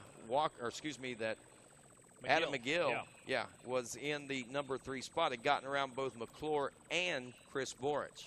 I think you think back to last weekend, McGill and Borich just off the podium, and what we're seeing here this weekend, those guys are hungry, and already the two of them duking it out. Borich early on with a strong start coming out, I think, 3rd out of the gate, and McGill now overtaking that 3rd place spot, so you got two very hungry riders. Make that 3, because number 733 of Cole Richardson, he also had a great run going last week, but due to, I think a lot of it is training regimen. He got hurt as he started the off-season training earlier this year, so that kind of took him back a little bit, and he had a couple little issues there last week, and he said when it was all said and done, he was satisfied that things, went as well as they did when they did, but he went home, went to work on a couple things, made a couple little changes, and said that he thought that things may be a little better for him here this week. And we're starting out. It certainly looks like it. We'll see if that remains to be the case, though. And he's hungry to be on that podium as well. He'd like to get his first win, but at the same time, he'll take the podium today, especially after last week. Yeah, absolutely. Speaking of the podium, obviously Walker Fowler, our front runner out there today. We talk about him pulling double duty, be out there on the UTVs later. And also Kevin Cunningham. I understand he's going to be sitting shotgun for the UTV race. So our number 1 in the overall. And number 1 4x4 champ is going to be riding passenger. That ought to be pretty interesting. A couple of GNCC champs in one car. I wonder if that'll move him to the front of the pack. Yeah. This will be interesting to see. I also heard a rumor. I don't know how true it is. I did see Tina Yoakley here, but William Yoakley may be back driving again this year. He was one of the first, was the first champion of UTV racing and a former GNCC ATV superstar himself. So it'd be really nice if we can see William Yoakley back in the folds of GNCC racing again. Like I said, that's what I heard. Haven't talked to him personally, but I did see Tina, and usually that's a good indication that William's in the house. And William don't come to the racing unless he's racing. I like that. It would be good to see. Going to be looking forward to that. Where are we at? We're maybe a little bit late according to timing and scoring, if this is correct. We're somewhere in the neighborhood of 2 minutes, but we are going to point out the fact as if you follow GNCC, the first laps sometimes are a little shorter depending on where the course starts in conjunction with the finish line. So they were a couple miles into it. So we probably got a mile or 2 extra of racetrack that they're going to be racing, which can translate anywhere from 3 to 5 minutes depending on how slow it is. And this looking like closer to 3 minutes right now, as Walker Fowler is now making his way through the wooded section and closing in, I believe, here on the finish line section as well. I believe this is coming out of the 1,000-acre woods, if I'm not mistaken. Correct. You're absolutely correct. 1,000-acre woods, one of the riding areas on this many thousands of acre riding park and facility known as the Hog Waller, Mud Bog, and ATV grounds. Here we go. Walker Fowler checking in with 2 laps complete now as we check in with him. 28 minutes, 23 seconds. So it was about 3 minutes longer lap time that time around. And just as we expected. So about a mile, as we said, usually translates into about 3 minutes. And I believe that's may have been where we started at. And there you see the sign from the 100-acre or 1,000-acre woods there. Winnie the Pooh's place ain't got nothing on this place, man. That's absolutely right. They never had woods racing for Winnie the Pooh. And they only had 100 acres, too. So Fowler in. We're waiting right now for Cole Richardson. Richardson out of Edinburgh, Pennsylvania, was 30 seconds. I'm going to say that gap has opened up a little bit more than 30 seconds now. It's Richardson making his way in now by the 1,000-acre woods section of the racetrack. And is that the 3rd place ride that close already? It looks like it. We may have a little battle going on between that 2nd place spot. Yes, that could happen very, very quickly. I didn't notice if that was McGill or McClure or who this might be. Let's check it out as we close in here on the final moments of lap 2 for Cole Richardson. The Cole train, chug, chug, chug-a-lug. Here we go, and that is McGill. He rode the green machine last weekend, but he's got a different color scheme going on this week, it looks like. He's 3 seconds back, Cole Richardson, 28-24. He's only a second off the pace of Walker Fowler.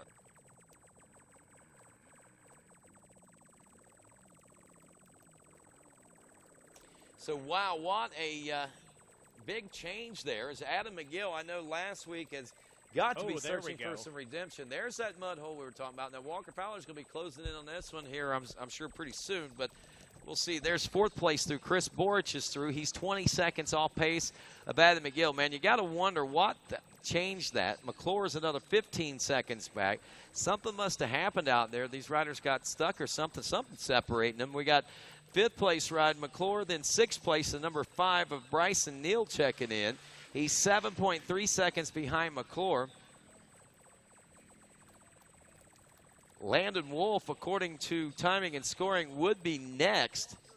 We'll see whether or not that is going to be the case or not now. He was only 8.5 seconds off the pace of the fifth place ride.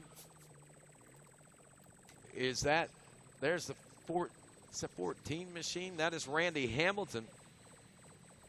Oh, if that was the 14, that'd been Randy Hamilton, and we'll see where he is. He may be having a few struggles out here. Said he was having some issues getting adjusted to that early speed out there. RH actually checking in 15th place. Here we go. Here's so Walker. That could be the case. There's Fowler now. Go ahead. Working his way through the mud hole. Now, you saw the first lap, he took a different line. He's giving the Mud Fleas a thumbs up. Now it looks like all of our riders pretty well taking that same line through those mud holes. The first time around, it looked like Walker Fowler took a different one. You saw that rear tire drop quite a bit, so maybe he's thinking, this time around I'm gonna take a line everyone else is choosing. Well, I know most, if not all, these pros spend a little extra time out at these mud holes today, looking for the higher, drier ground, so to speak.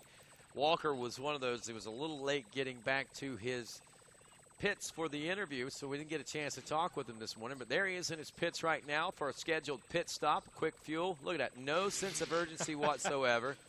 He even took a little time to look back. You ever notice that's what ATV racers do when they spin their tires? It seems like even the champions do it. Look back just to look at the two ruts that they just left behind. Yeah, I think that's what Actually, that's probably not what he was doing, but I did want to say that. He was probably looking to make sure nobody was coming. Absolutely. But at the same time, it's always funny. If you do watch four-wheeler rut, they always do that. I do it, too. I can't say anything about it. But so minute and 20 seconds was the gap between first and second. That is a full 50 seconds. No, 90. Let's see. Wow, that's a minute, almost a whole minute, 50 seconds, yes, longer than what we were looking at there and anticipating. So Cole Richardson, though, still, he's got a good pace going. He can't snuff at that, at 29.14. However, McGill at 28.24. So Borich 29.09, 29.05 from McClure, 28.54. So you can see that Richardson's in that time frame, but at the same time, he's going to have to pick it up a little bit if he's going to stay ahead of McGill. McGill's already found the speed, he's found his flow, and he's found his groove. And like I said, he's searching for redemption after last week's race. Yeah, you take a look. I mean, Adam McGill, he, like you said, Richardson had a pretty good lead on him. McGill in for a pit stop, by the way. So McGill looking, get a little splash of fuel and get back right out there riding. So McGill is in and Richardson in, and McGill gets out ahead of Cole Richardson. So we got a new second-place rider. New second-place ride. There is McClure making his way through the mud hole now as he approaches the pit area. There is the number 5 of Bryson Neal. He's closed in. There is the number 3 of Chris Borich in the pits now. We're going to try to get a word in, possibly. Maybe you can head over there with the microphone, Mikey, and see, get a mid-race report from the pits here in just a couple moments. If we can catch a couple of these guys, maybe find out what happened to Chris Borich and what got that all switched around. Talk to the guys at the 521 pits of Adam McGill as well, because I'm sure they got a good story to tell on that one. So right now we got Fowler, Richardson, McGill, Borich, McClure, all in. Bryson Neal in the pit stops. We did see the change there as McGill got around Richardson. He had gone from 5th up to 3rd around Chris Borich and now into 2nd place. So McGill, the man on the move there on lap number 2.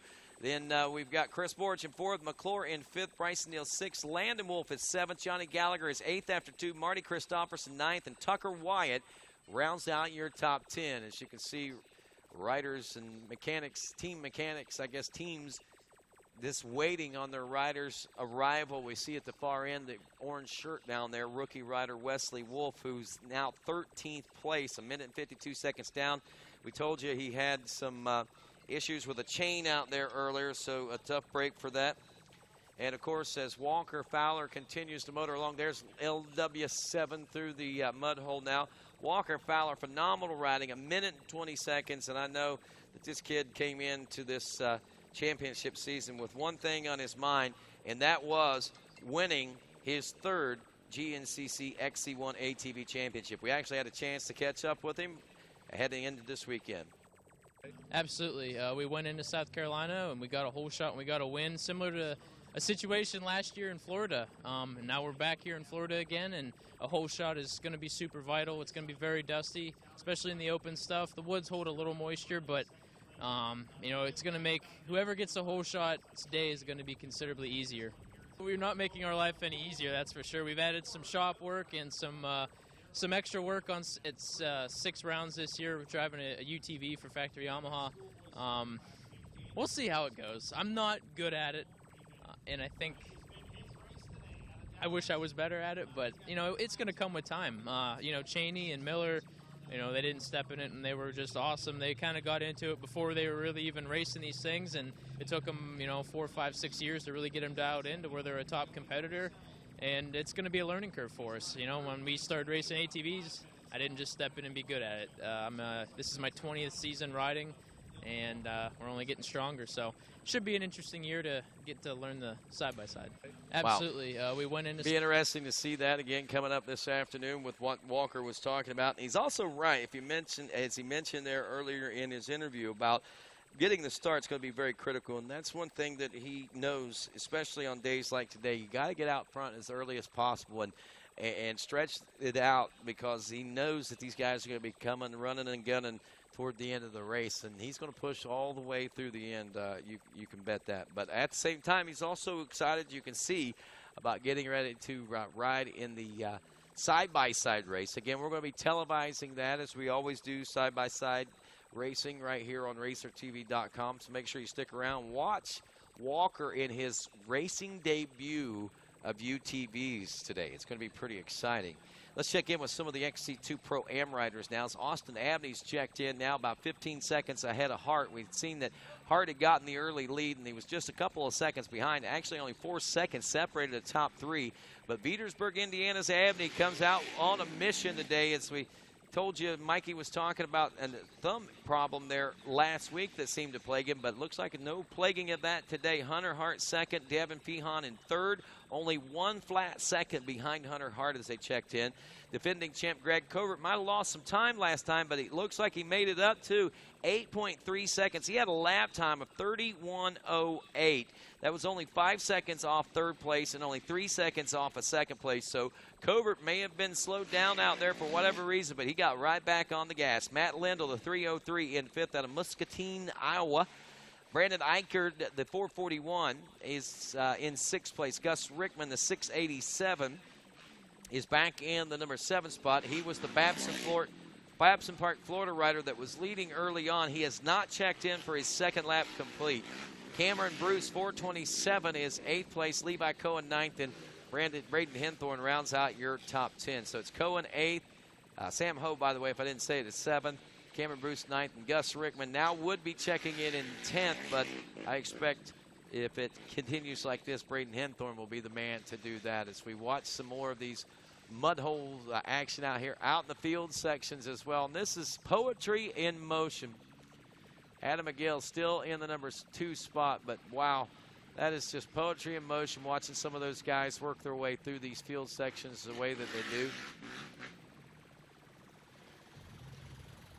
Catching up with some more of these riders. As you can see here on lap 3, the dust as the riders are a little more congested, a little bit thicker than what we saw the first time around, and even so much the second time around, so it's starting to lay a little heavier, but still not too visually impairing. It's certainly going to be tasty and gritty in your mouth. Might cause a little bit of complications, but it is looking pretty good conditions, all things considered, out here. And reports are Borich must be having some issue. We got Bryson Neal now ahead of Chris Borich, who was 4th, so he has dropped to at least 5th, maybe 6th place now. I think McClure had gotten around Borich, so that dropped into 5th, and now Neal has gotten around. So I don't know if Chris is suffering from some mechanical issues, maybe a wrong setup. I know a lot of times if you're just a little off on your suspension here in Florida, it can cost you huge. And that might be exactly what we're seeing. Look at that. That rider right there enjoying his way around the track, high-fiving the spectators as he makes his way through. Hey, Rodney, I am down here with Chris Borich's race team. Get a quick interview for you, and I'll kick it back over to you. Talk to me, man. Chris Borich started out this race in 3rd. He's kind of fallen back a little bit. Any insight on that? We just pitted him and put fuel in, but he's complaining about the clutch fading away, so we did a clutch adjustment. I don't think it's going to save it. All right, well, there you go, Rodney. I heard it here from Chris Borich's trackside team here. We'll take it back to you.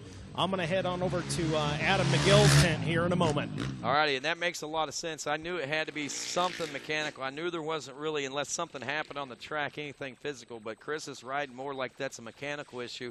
And I've seen this problem with Chris in the past, and it fades slightly more and more, and then it'll eventually pretty much go. But you'll be surprised what he can do without a clutch, but it's hard to win without one. He'll surprise us at the end of the day, but at the same time, I can pretty much tell you his chances are out the window seemingly right now. But you could never count out the 6-time GNCC champ. So as we said, McGill has taken over the number 2 spot as he got out and ahead of Cole Richardson.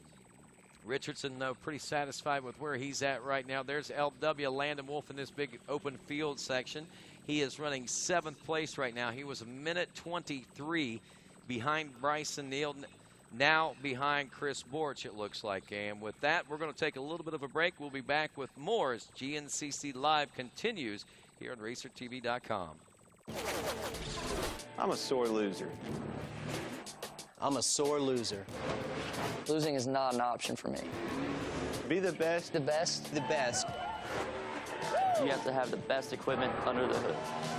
That's why I only use Cometic products in my engines. Cometic gasket. Cometic gasket. Cometic gasket.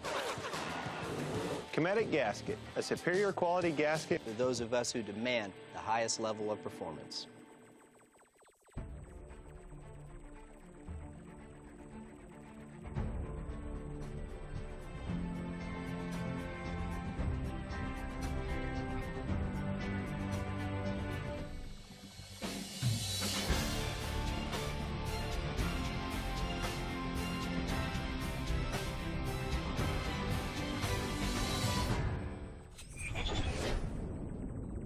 CST Tires. Welcome back to GNCC Live as we continue here at beautiful Hog Waller.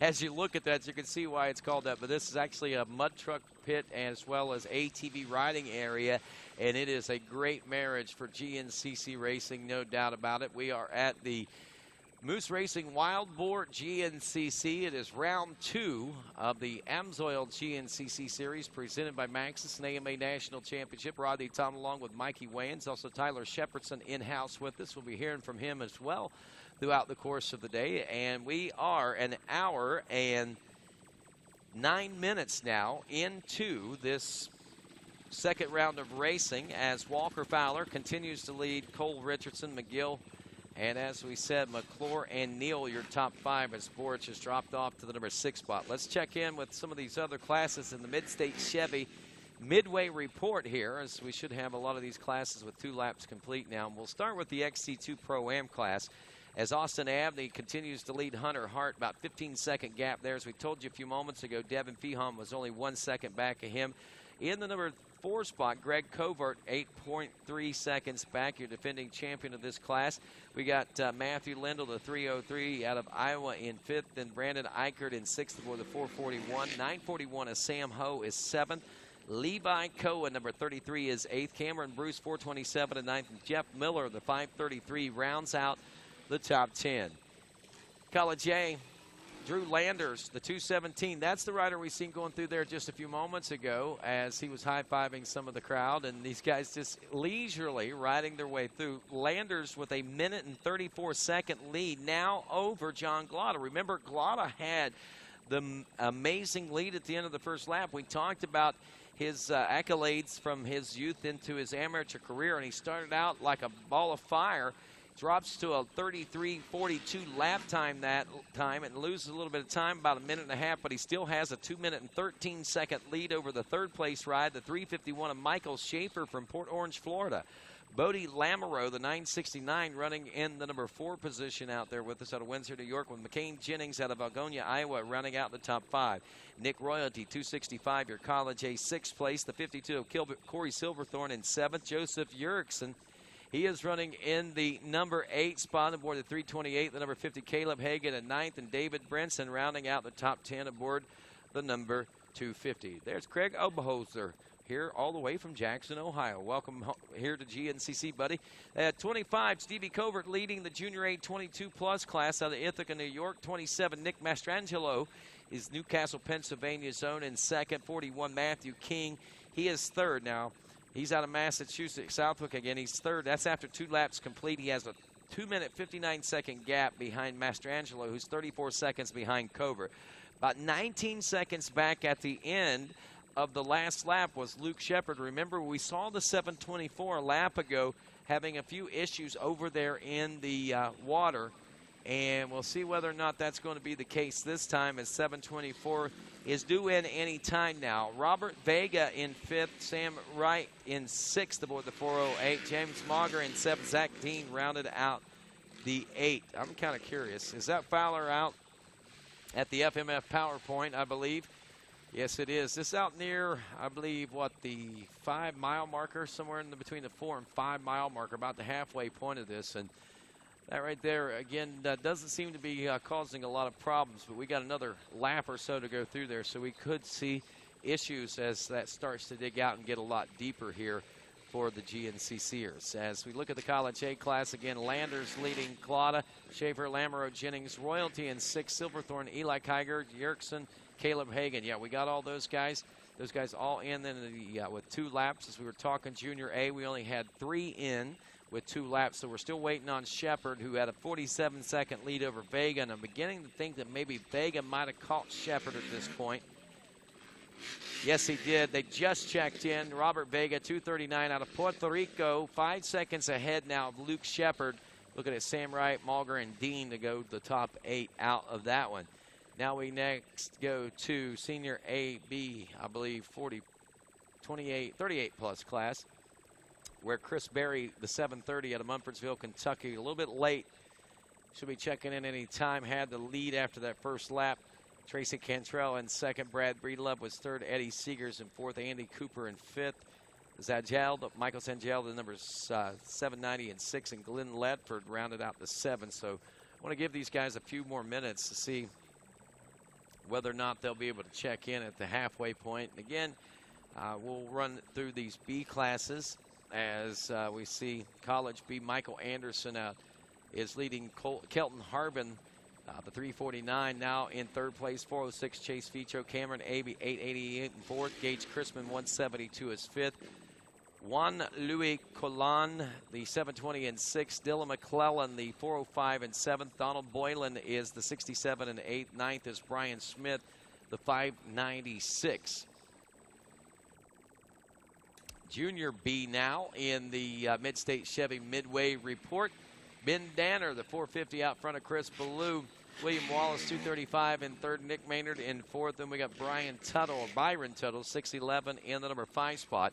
6th place, Neil Tolston in 7th spot. Cody Posavec, the 612, and Charlie Rogers rounds out 8th. And then Vet B, our final class we'll look at here. John Salsa, Brian Vasco, 1 and 2. 10 seconds separating them. Another 53 seconds back to Justin Kerr in 3rd. David Pichet, he is 4th. Zachary Phillips in 5th. Then we see David Napo, the 698 in 7th. Alan Tuttle is 7th. Lyle Morrison in 8th. David Rudder is 9th. Derek Grist rounds out the top 10. And that's your Mid-State Chevy Midway Report, brought to you by your friends at Mid-State Chevrolet, where they stack them deep and sell them cheap. They are the official truck provider of GNCC Racing, and of course are located off the Flatwood exit of I-79, right in the heart of West Virginia. So back out here in the pro pits, we see a couple of riders. One rider, that's actually Eli Kiger, part of that Coastal Racing team. If I'm not mistaken, he's one of our college riders, and he's also teammate with Bryson Neal out there. The 808 is a machine and a rider, I think, that we can probably expect to see things out of in the future. And speaking of Bryson Neal, his teammate there at Coastal Racing, we actually had a chance to catch up with him heading into this race weekend. You know, I was right where I wanted to be. Third place, start of the season, first round, we'll take it. You know, out of everyone that we raced against this past weekend, I was the only one in this whole entire 2017 season who's never even raced before last weekend, you know what I mean? So for our first race, I'll take third, you know. We rode a little tight the first half, but the second half we really started to get into the groove and wicked it up, and we did what we needed to do. So hopefully we feel really good this week. So hopefully we find a good flow tomorrow on that rough track and get a good start and get out there and get with it. I hear that with like people like Dean Wilson, the taller people, they tend to do better in the rough stuff. That's always been the case with me. The rougher the track gets and the tougher the conditions, the better I kind of shine and come through, you know what I mean? So hopefully I stay true to that tomorrow, and we put that Coastal Racing machine up front. I don't know whether he's a movie star or a GNCC star, man. That guy right there certainly looking like the physical health. I mean, if you seen him last year, you would have said this guy is in peak physical condition. You see him this year, amazingly, even looks in more peak physical condition. By the way, his teammate Eli Kiger, the 808, whom we were looking at there a few moments ago, is in the 8th place position of the College A class, as we were watching there moments ago.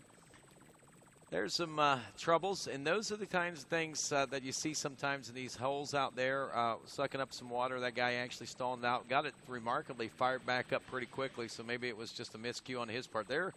I thought for a moment was Hunter Hart. That's not Hart, though. That is the 239. I think that might be one of our Puerto Rican riders. I'm going to look around. That's Robert Vega. Yep, out of Puerto Rico. He's your 4th place ride in that Junior A class. So that was Vega going through there. We were talking about the battle between he and Sheppard. I didn't see Sheppard to go by, but he might have been right behind him there. But that was the Junior A 22-plus class that we were looking at there. So good to see the Puerto Ricans represented well here, the 51st state of the U.S., if you will. It's not official, obviously, but they are certainly a territory of the United States. And glad to see that we're seeing some of those guys from the islands make their way up. Folks, if you're going to be around the track tonight, I want to let you know that we've got Team Faith having chapel services tonight, but also we got pit bike racing, courtesy of Team Faith, and Fuel Ministries, which is another great ministry organization here in the great state of Florida. And just want to welcome them out and be a part of the GNCC Racing Nation as well as we catch back up with some of these riders out here in these open field sections. Real quick, just to give you an idea and a heads up, about 3 minutes before Walker Fowler will be checking in. There we go. Puerto Rico right there in the yeah. Love it, man. We got the guys checking in. They're waving flags and here with us, and glad to have them here with us. We got Fowler due in 3 minutes. We were saying Adam McGill here, Richardson right behind him. Then Adam McGill. Now I got the venture to wonder what's going on in that battle between McGill and Richardson right now. I know that McGill, as we said, searching for redemption, as is, I think, a little bit the 733 of Cole Richardson. So this will be an interesting lap. I think these two will probably have stories to tell about here at the conclusion of these 2 hours. By the way, we are about an hour and 19 and a half minutes according to the timing and scoring computer that I'm looking at right now. As long as my clock is right, that should be about right. And hey, Rodney, this is Mikey over here. I'm with Adam McGill's crew. We're going to get a word in with him here and talk about Adam McGill running out there in second place right now and battling for it, working his tail off. So, man, what's it like for him out there right now? it's got to be rough. It started rough from the beginning, and he's working as hard as he can, so we'll see how it goes. Very good. Well, there you go. You heard it here under the CST Tires tent with Adam McGill's pit crew. We'll take it back over to you, Rodney. That was his dad, Mark McGill, by the way. And you can never forget that. He's threatened me so many times that I can't get that voice out of my head.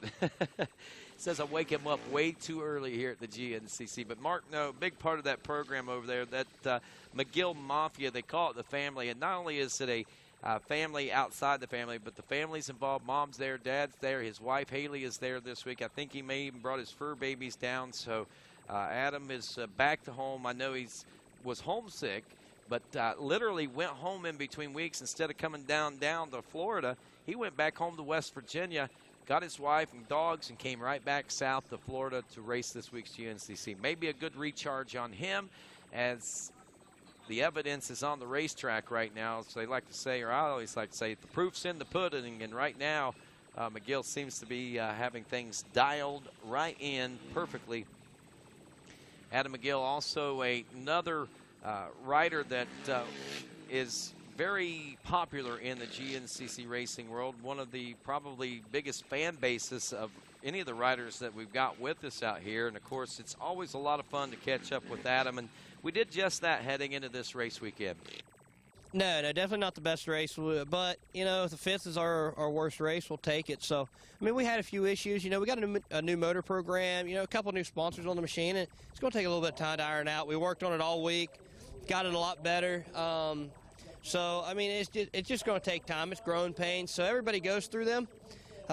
You know, we're making more power than we ever have, but we're having a little bit of issues with it starting. So we worked on that all week. I think we got it ironed out. At least I hope so. It's just growing pain. It takes time to figure it out, and I think we'll be good coming in tomorrow. You know, I've been down here a long time training, riding. You know, I've been working real hard, and this is one race that I've always wanted that I've never been able to get. So, you know, it'll be all out tomorrow evening for sure. It'll definitely be important. I've got a lot of fans, a lot of support from this area. You know, I spend 3 months out of the 12 living down here, you know, sometimes 4. So, you know, I've got a lot of fans, even some family that live down here now. So for me to come out of here with a win would definitely be awesome for sure. Well, I'll tell you what, I don't know about the win right now, but the ride that he's having, he's riding like a winner today. It won't be winner's points, but, hey, the race is not over yet either, Mikey. No, talking to Mark down there in the pits, he's pretty satisfied. He likes the results are getting out there today. He said he'd like to see him shave a little bit of that time off of Walker Fowler's lead, but he's also being very reasonable about it as well. Pretty happy. And I think, you know, they come into this week with the right mindset. White flag is out. Walker Fowler making his way through the finish line right now. But as we said, he's coming into this with the right mindset, I think, right now. And he's not pushing the envelope too hard. He's just coming in, riding his racing out there. That's how it's going to have to be done. Yeah, I think he'll be pretty happy for that podium finish today, if he can hang on. Yeah, and if a fifth last week is his worst race of the year, hey, he'll take it, like he said. So Walker Fowler checked in last time a 28-23, this time a 29-28. What's that tell you? Moving. But a minute and 5 seconds slower that time around. So obviously either Walker's found some comfort zone out there or things are starting to slow down and that track is starting to show its rough and gnarly face as expected and anticipated. He had a minute and 20 seconds over second place, which a lap ago was Cole Richardson. We expect with timing and scoring with lap times, if they remain the same and Cole doesn't pick it up, that Adam would be in the number 2 spot, and then that would be that Cole Richardson would be third. That is for sure not a given, but by calculations, generally we can calculate that. Lap times are not indicating, but we do know that Cole Richardson is one of the riders that can rise to the occasion and match your speed if it becomes necessary, and that might be just what he has to do with Adam McGill out there. Actually, McGill did get around him in the pits. I forgot about that. So, wow, so he is around him. He's gone, and I was looking for a whole different scenario there for a moment. Those things happen so fast out there. So there is McGill making his way in now. So, wow, no sign of Cole Train behind him at this point. Minute and 20 seconds back. Last time a minute 33. This time for Adam McGill, only 11 seconds back now is third place Bryson Neal. Let's look at this lap time, a 29.06. He just bested Adam McGill's lap time by 32 seconds. And basically by 22 seconds over Walker Fowler. He's that much faster as this race goes on. And we talked about this in the pre-race this morning. He talked about how comfortable he was and how much faster he was able to ride after the first couple of laps. He said his intentions and plans were to ride as fast on the first 2 laps as he could on the second 2 laps, but something out there is going on. It didn't allow him to do that, but he's making up ground here late in the race, and it's going to be pretty critical right here. 11 seconds. He's, as we said, 32 seconds faster than Adam McGill. He's got more than enough time to make up that gap, bridge that gap, and make the pass in the second place. Now, bridging the gap, making the pass are going to be 2 different things, but if Adam McGill's not paying attention, doesn't realize it, Bryson Neal, the bid bullet, could take a shot at him and maybe knock him out of that position. Yeah, Bryson Neal, you hear riders talk about it all the time from top to bottom about putting their head down and riding their own race, and you're seeing that out of him right now as he's working his way up into that 3rd podium spot. Well, so we'll be keeping an eye on that, that's for sure. And Walker Fowler, 1 minute and 33 seconds out. Basically, the way it's looking here, the only thing that can stop Walker Fowler right now are gremlins. And gremlins are not a part of Walker Fowler's program, so chances are that is not going to be the case as he tiptoes his way through this black water and mud. In looking for the high dry line, he found just exactly what he was looking for out there. But again, who's to say that's not going to be nastier, especially if those UTVs go through there. The bike guys could certainly be in store for some pretty exciting stuff. Danny Walker making the handoff, and Walker fumbled. He fumbled. Yeah, Walker, I mean, Danny did what he did. He held it right out right where it was supposed to be. Walker's the one that kind of fumbled that one. Now, that shouldn't have too much of a bearing. Walker should be well hydrated coming into this one, but he has pushed himself quite a bit. Maybe, maybe not. But if they didn't get him there, they'll get him out here in just a few moments. That's the great thing about it. Danny and that whole Yamaha crew are very persistent and consistent all at the same time. Yeah, I don't think Walker Fowler's going to have to worry about failing on handoffs too soon. I think he's got himself a pretty good career here in racing. All right, here's the breakdown now. Fowler, McGill, Neal. As we told you, the gap's there. McClure another 10 seconds back. Chris Borich does maintain or has moved back into 5th place as Cole Richardson now, the Cole train, has found some sort of an issue of his own as he has dropped back to at least a 6th place position. Not real sure what's going on over there. Maybe we can get over there and find out, Mikey, the 733 pits of Cole Richardson, because he had a great run going, and then something happened. We saw they slowed down a little bit on lap 2, and that could be, again, part of the injuries and stuff that he sustained in the early preseason training, and things starting to wear out on him there. That wouldn't make a lot of sense, but he's just out there trying to score points. There we saw the 14, Randy Hamilton again. He's having some issues, it looks like, letting some of those guys go by. Bryson Neal going by now. I believe that was McGill that went just ahead of him. So Adam McGill is just ahead of Bryson Neal, the number 5 machine. And down through the pits we go now. That is Neal. There's McClure making his way out of the mud hole now, heading toward the pro pits. So the Cobra, if you will.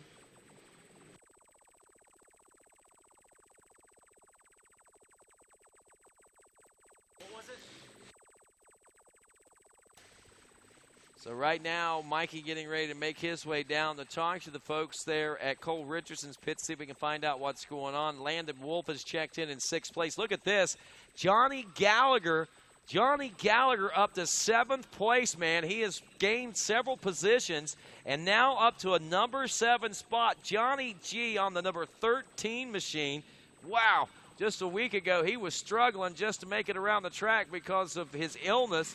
Today, he is running and moving up through the pack into 7th place. There's Chris Borich going through the mud hole now. And Chris should be checking in through the pits here in just a moment.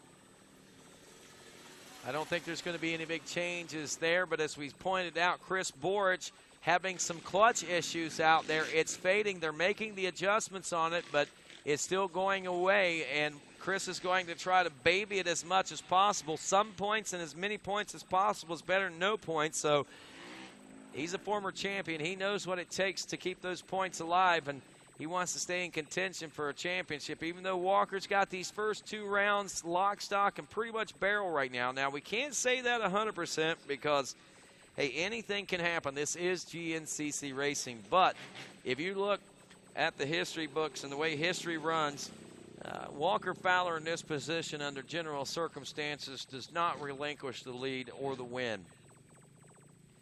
So Fowler, McGill, Neal.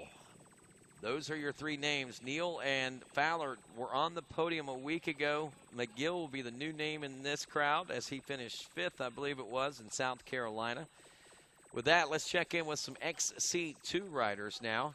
Actually, I want to check in with some of our rookies in the Xc1 class, and I'd made a lot of hoopla about the 741 of Wesley Wolf. He's back in 13th place. He's having all the issues with the chains and things like that. Cody Collier, another rookie this season. He's in 12th place position. Not sure what's going on with him, but he's a former youth national champion. He also won the morning overall. That's where he got the 201 number plate. That's a prestigious championship number for the morning class. And he got that number and just carried it right on into the B and A classes. So there you go.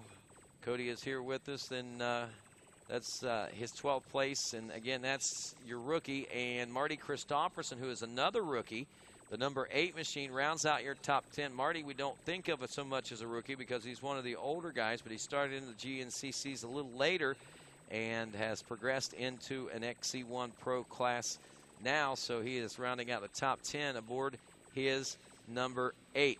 Here's something that's very interesting. He got a higher national number than Greg Coburn, who got 9 last year and won the Xc2 Pro M Class championship. But on the overall side of things, Marty Christopherson in the end actually beat him by 1 position. And yes, the points are a little different. It goes class by class and overall and so forth. It awards points differently. But regardless, I thought you might find that just a tidbit of an interesting. There's a couple of guys that are like that in the bike class too, where their championship in the class itself, they finished higher than they did in the overall. And it's pretty interesting to note how that works. But Devin Fehan leading this Xc2 Pro M class. He's about 31 seconds ahead of Matt Lindell now. Austin Abney, the Petersburg, Indiana rider, after 3 laps has now dropped to 3rd, 1 minute 1 second. Wow, we have had some big changes. The one thing that has been consistent through this whole thing is that Devin Fehan has been making his push toward the front of the pack, and that's exactly where he's at. He turned a 30-minute, 22-second lap time.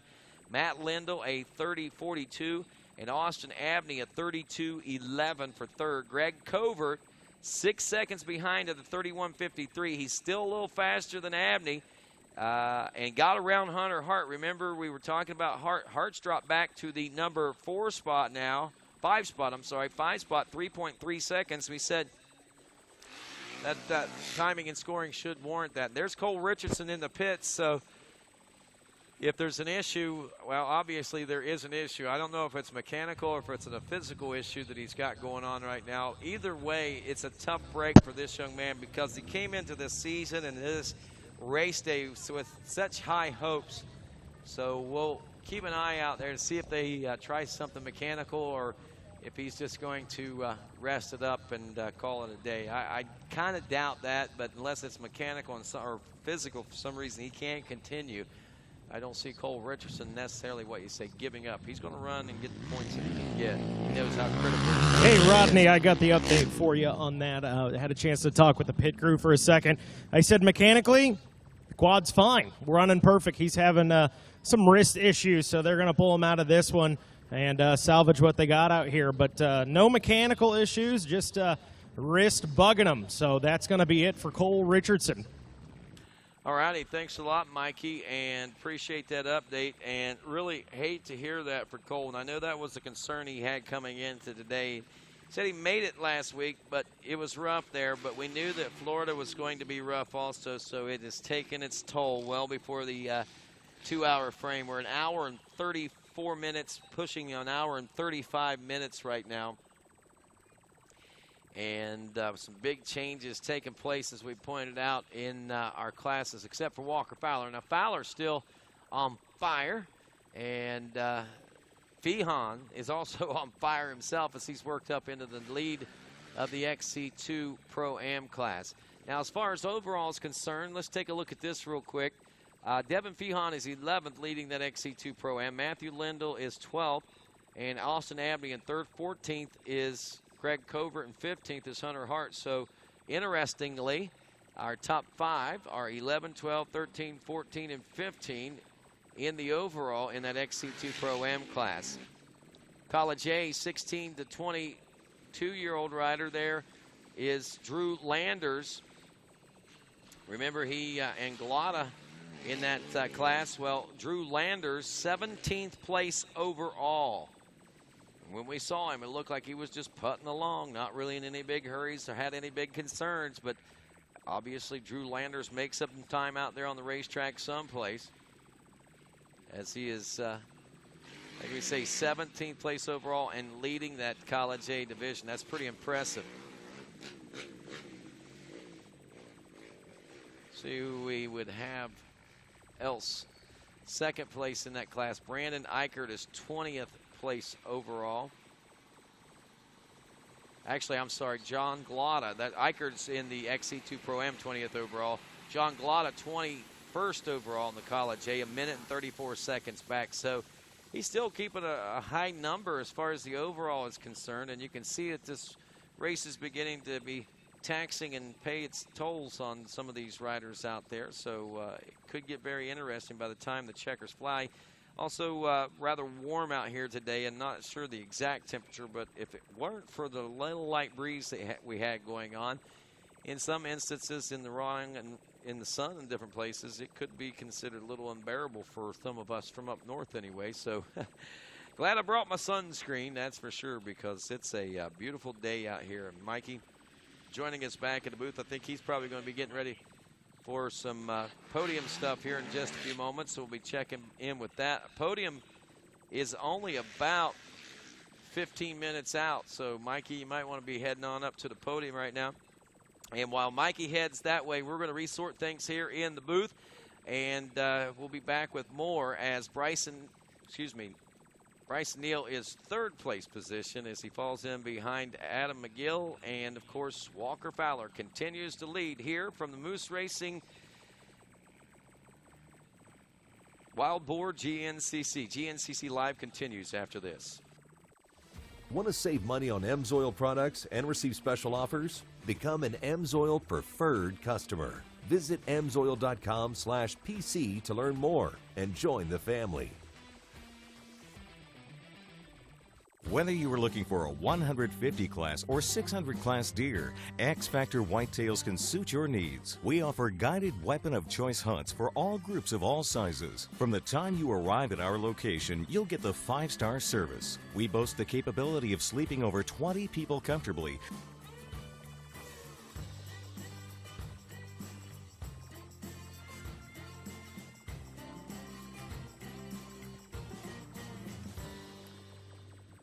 And welcome back to GNCC Live here from Palatka, Florida, as we celebrate the opening of Bike Week 2017. Rodney Tomlin along with Mikey Waynes. He's heading down to getting ready for some podium presentations here shortly. And looks like a big day lies ahead for a couple of riders. Adam McGill getting that redemption. He didn't get the win, but he will look like he should be on the podium. Bryson Neal, consecutive podiums there. He was hoping and wanting more for sure, but 3rd place position is going to be a good one. McClure back there in 4th. Chris Borich still back in the number 5 spot from last report we had as far as the Xc1 Pro class was concerned. We've got about just a few minutes, 13 minutes or so before our pros are due in. I'm going to do a quick top 5 rundown of all of our classes here just to let you know what's going on heading to the checkers here, and maybe give you an opportunity to figure out where your riders are. But as we look at the Xc1 again, Fowler, McGill, Neal, McClure, Borich. Then we go to the Xc2, Devin Fehan out front of Matthew Lindo in 2nd. Austin Abney is 3rd. Greg Covert in 4th. And Hunter Hart rounds out the top 5. Then, of course, we got the Next class, that's College A. We go to Junior A, Steve Covert, Nick Mastrangelo, Matthew King, Robert Vega, Luke Sheppard, your top 5. Go to the Vet A class, A.J. Coons, Jeff Pickens, Travis Austin in 3rd, Wes Stone in 4th, and Pierre Denault from Elka Suspension rounding out the 5th place position. So we go to Senior A-B class. We got Chris Berry, Tracy Cantrell, Eddie Seegers, Andy Cooper, and Michael Zagel. He is your 5th place position. That's Senior A-B class. Then we got College B class, Michael Anderson, Kelton Harbin, Chase Fetro, Cameron Abey, and Gage Chrisman coming up. College B class. Junior B, Ben Danner with Chris Ballou, the 89, 3rd place, William Wallace, 4th place, Nick Maynard, and 5th spot, Byron Tuttle. And as we look at the Vet B class, John Salsa leading Brian Vasco now with David Pichet in 3rd, David Napo in 4th, Zachary Phillips in 5th. And that is a look at all of our classes out there today as we're joined by a, five-time, that's it. I got that right the other day, but 5-time AMA Pro ATV Motocross champ Chad Weenan, who's going to be kicking off his 6th try at that here as a 6th run quite possibly on Tuesday over at Daytona International Speedway. Chad, welcome to RacerTV, brother. Good to have you out here, man. Oh, thank you, Rodney. And it's a great day today. I mean, the sun's shining down here in Florida, and we got our race coming up on Tuesday and been putting a lot of preparation into it. And we're going to see if we can go out there and battle with the best of them. There you go. You are the best of them, man. I mean, when you look at the big picture there, brother, I mean, it's a big season. You've had 5 great championships under your belt. Heading into the 6th one could quite possibly be the most competitive championship you're going to be looking at. I mean, they've all been competitive, too. Yeah, they've all been pretty stout, and it's just one of those things, you know, you got to be ready for anything throughout the season. And you know, I'm just really happy with my Wingen Motorsports Yamaha, and everything's working so well out there. The guys from Fox Shocks, Maxxis Tires, and you know, we're ready to go back out and get started and go to battle. You spent a lot of time this winter with Johnny Gallagher and Chris Borich training over in Daytona, right? Yes. Been spending a lot of time with them. They've been coming out to my track down in Daytona, and it's been really good. Just really having a lot of fun with them, and it's always good to get that camaraderie with those guys in the wintertime, and coming out and supporting them here at their 2nd round of GNCC racing. I'm sure they'll be out Tuesday at Daytona to support you, right? Yeah. That's it's very close for them where they stay in just outside of Daytona, and you know, being at the Speedway is so prestigious there, so we're very excited about it. All righty, there's Walker. Is that Fowler working his way through some lap traffic right now? Trying to get through some of that lap traffic right there as he's got about a 1.5-minute lead out at the power point. Well, Chad, I want to wish you good luck. I know you got your win there last year. You're looking to make it 2 in a row at Daytona International Speedway, and good luck. I'm glad that you stopped by, brother. And we've got that interview coming. I just did an interview with him the other day. We're going to post that up. It'll be up on Facebook here in the next day or so. Anyway, I'll have it before Daytona for sure. But thanks for stopping by. Good luck to you on Tuesday, man. Oh, yeah, thank you. And big shout-out to the guys here. And these guys are gnarly, what they do out here. And maybe stop by and see what we do at the moto track in Daytona. And another big thanks to the guys from Walsh Racecraft. Adam McGill is stuck out here. This is your 2nd place ride out the PowerPoint. What's going on there? McGill trying to get out of there. Is he going to get past? The last check we had, Bryce Neal was only 11 seconds back. By calculations right now, Neal didn't see him go by, but is that him coming now? I believe it is. Bryce and Neal. Oh, that was McClure going through. So maybe Neal's already gotten by. That was the number 4 going by there. So, oh, man, what a heartbreaker. We're going to know more here in just a couple of moments what's going on. But, wow, big change of events there as McGill had things dialed in, gets stuck out there. I don't know if we've got a replay coming up on that one or not, but, wow, what a heartbreaker on that one. So Fowler gets a little bit more breathing room there. And McGill gets stuck. Bryce Neal, I believe, may have gotten by. McClure gets caught up to McGill. So this last few miles is going to be pretty interesting. As Chad Ween was saying, Tuesday we're going to be over at Daytona International Speedway, ATV Supercross. You can watch it live right here on RacerTV.com also. And again, thanks again, Chad. Stick right here and stick to the end with us, man, because this is going to be pretty interesting, I think, when we get down to the wire. We got about just under 8 minutes before we expect these riders to be in. And the thing is, every lap they've been just a little bit late. Just a few seconds late last time around for Walker Fowler. He turned a 29.28. I think he was in the 29.21 range the time before that. McGill was a 29.38 that last time around. It was Bryson Neal that had the fast lap at 29.06, and I have to venture to wonder if maybe Neal had already made the pass possibly. I was talking to Chad here, might have missed that, but Neal, I think, is solid probably right now in second place and should be moving along pretty good here in Palatka. Yeah, I don't know about you, Rodney, but I'm going to head to the finish line and check it out. I don't blame you, Chad. That's going to be a fun place to be, brother. Thanks for stopping by. Chad Wienen again, your 5-time AMA Pro ATV Motocross champ, out there watching Wesley Wolf, too. He's going to be in his rookie debut there on Tuesday. And there's Chris Borich making his way through the FMF PowerPoint now a little bit further back. That's one of the training partners for Chad Wienen, who's leaving here right now. Again, we'll be Monday. Actually, we got a lot of broadcasting going on as Chris Borich makes his way out of shot. We got coming up about 4:30, 5 o'clock. Well, right after we get done here, we're going to start into UTV side-by-side. So we'll be back tomorrow with live coverage around 1 o'clock. Then we'll be back on Monday with Ricky Carmichael Amateur Supercross Racing. And on Tuesday with the Daytona ATV Supercross by Fly. So we got still lots of big racing. This is the first of a 4-day stretch of racing that is going to be taking place here on RacerTV.com. And we're glad that you folks along the World Wide Web are joining us, and we're even glad and more glad, I think, to have all you folks that are here on hand enjoying this final lap of racing here with the ATVs here this afternoon. An hour and 46 minutes into this. We're going to be somewhere in about the hour 52-minute range, just a little under 2 hours, which I'm sure nobody's going to be complaining about that, because these conditions certainly take their toll on a body, especially if you are an ATV racer. I was talking with 5-time GNCC champ Rodney Smith, and he said he does not like to ride quads. They beat him to death whenever he rides them. He says it's just stupid to ride quads.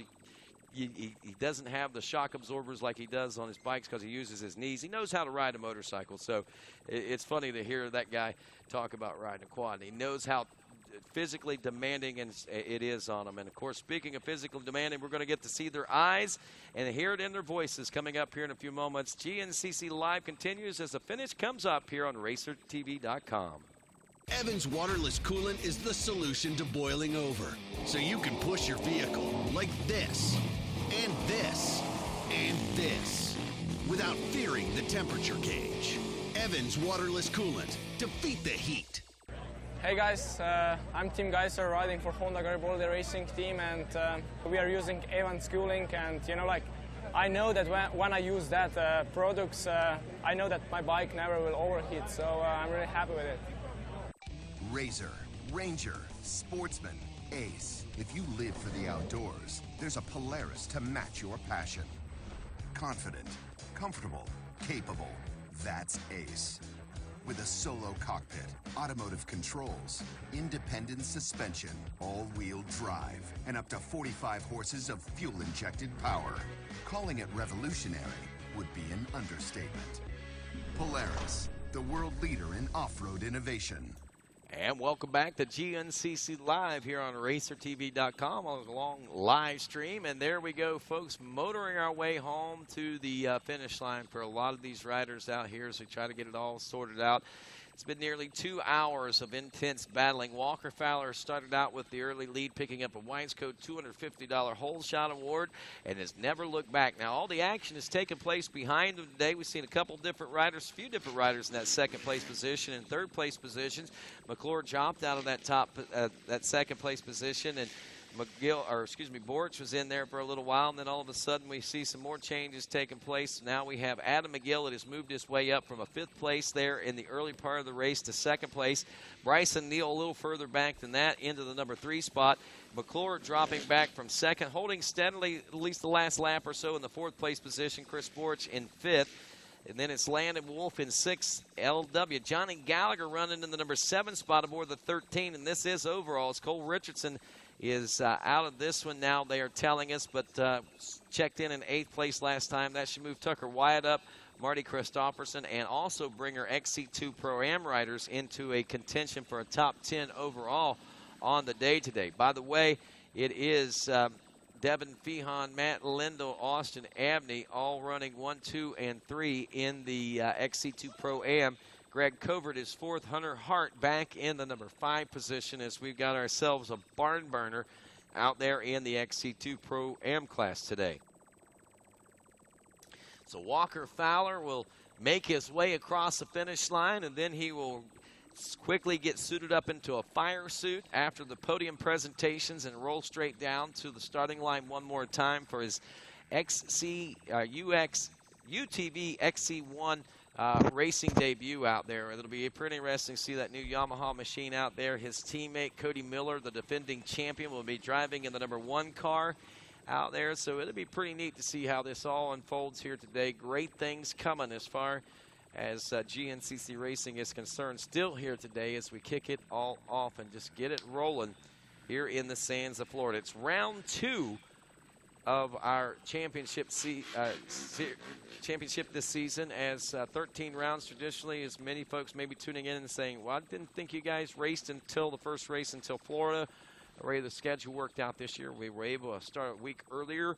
We took advantage of it, and lo and behold, glad we did. We had a great and phenomenal turnout, great racing last week, and looking at great racing continuing here this week in Florida. Right now, we, according to my calculations, are about a minute out from seeing Walker Fowler there at the finish line region, and I'm sure that there's going to be a lot of Walker Fowler fans here ready to cheer him on and congratulate him on his 2nd consecutive win, and doing it quite convincingly. He's gotten, well, you know,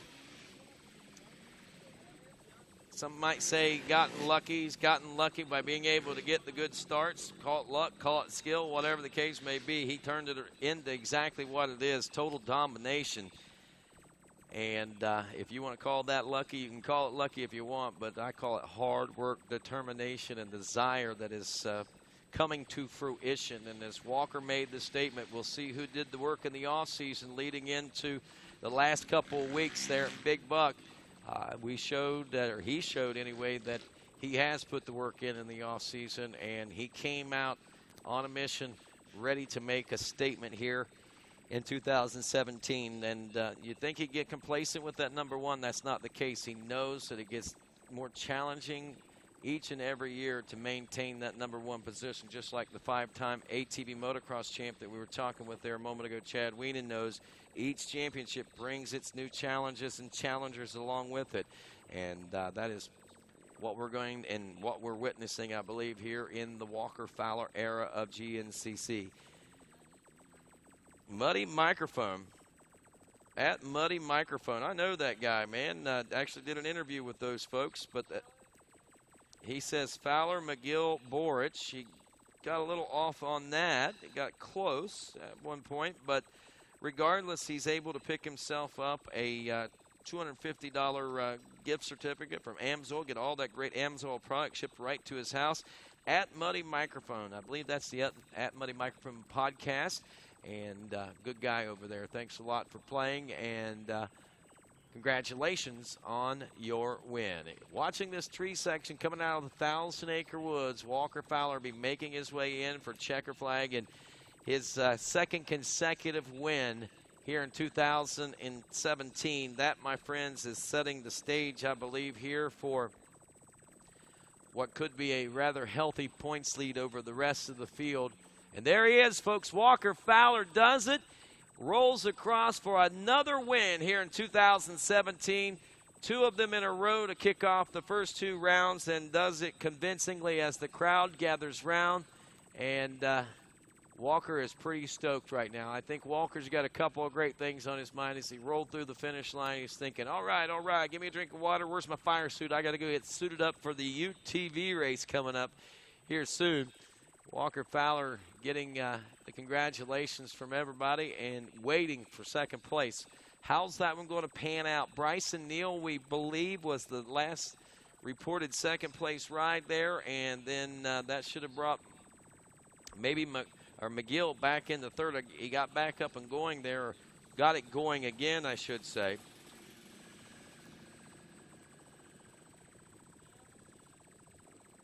It looks like Neal and McGill coming across the line there. 44 seconds. They made up half that gap on that lead Walker Fowler, but Walker had more than enough to take the win. Bryson Neal finishes in second, and 1 second behind him is Adam McGill of McGill Mafia, as he will finish up in the number 3 spot. Jared McClure, another 10 seconds back. He was closing in on these guys. He turned a 12-second faster lap, so he was getting close. So McClure in the 4th place position. And we expect Chris Borich to check in top 5 and 5th place, again having those clutch problems early on in the race that have plagued him virtually the entire way around. He had a 2-minute and 15-second lead over Landon Wolf, so barring no big issues or problems, that should put Chris Borich there in the number 5 position here today. We'll again just have to wait and see if that be the case or not. And again, want to remind you folks watching, don't forget Walker Fowler will be suiting up in his fire suit here in just a few moments and going directly to the side-by-sides. We'll try to keep an eye on that. We hope that you join us as we will have our own GNCC pastor, Chuck LeMaster, joining us here in the booth in just a few moments. Also, I believe Tyler Shepherdson will be in the house to help us a little bit. So, got some good things going on. And some great battles wrapping up here on a Saturday. Still no sign of the 5th place position. And these guys, 1st, 2nd, 3rd, and 4th must have really wicked it up quite a bit. Landon Wolf, 2 minutes, 15 seconds behind, and had a 37-second lead over Johnny Gallagher heading into the final lap. That could change as well as we look at the lap times here. Gallagher, a 31:04 lap time, a 30:52. So maybe not. Looks like maybe Gallagher a little bit slower than LW, but at the same time, if Landon just slowed down any, Walker could take full advantage of that.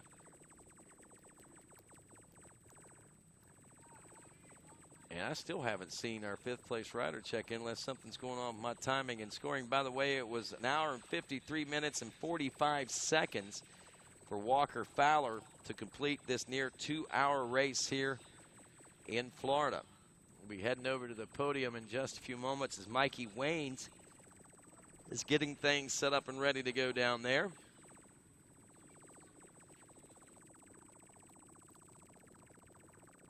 And here comes another rider checking in. So that was Randy Hamilton, I believe, on the 14 machine. So he does not score in at 5th place overall. This is the guy I believe we might be waiting on for 5th. Yep, Chris Borich checks in 3 minutes and 2 seconds. So that clutch fade problem that he had continued to plague him, but wow, he salvages a top 5 out of it after all. So a 4th and 5th to start the season. Not necessarily where he wanted to be, but folks, I can tell you that it's not a bad place to be either, except for the fact that Walker Fowler is riding on fire right now, and he's going to be tough to catch, no doubt. So our top 5, once again, Fowler, Neal, McGill. We'll see them on the podium here in just a few moments. McClure just behind them in 4th. Chris Borich rounds out your top 5, and GNCC Live continues with podium presentations and more after this.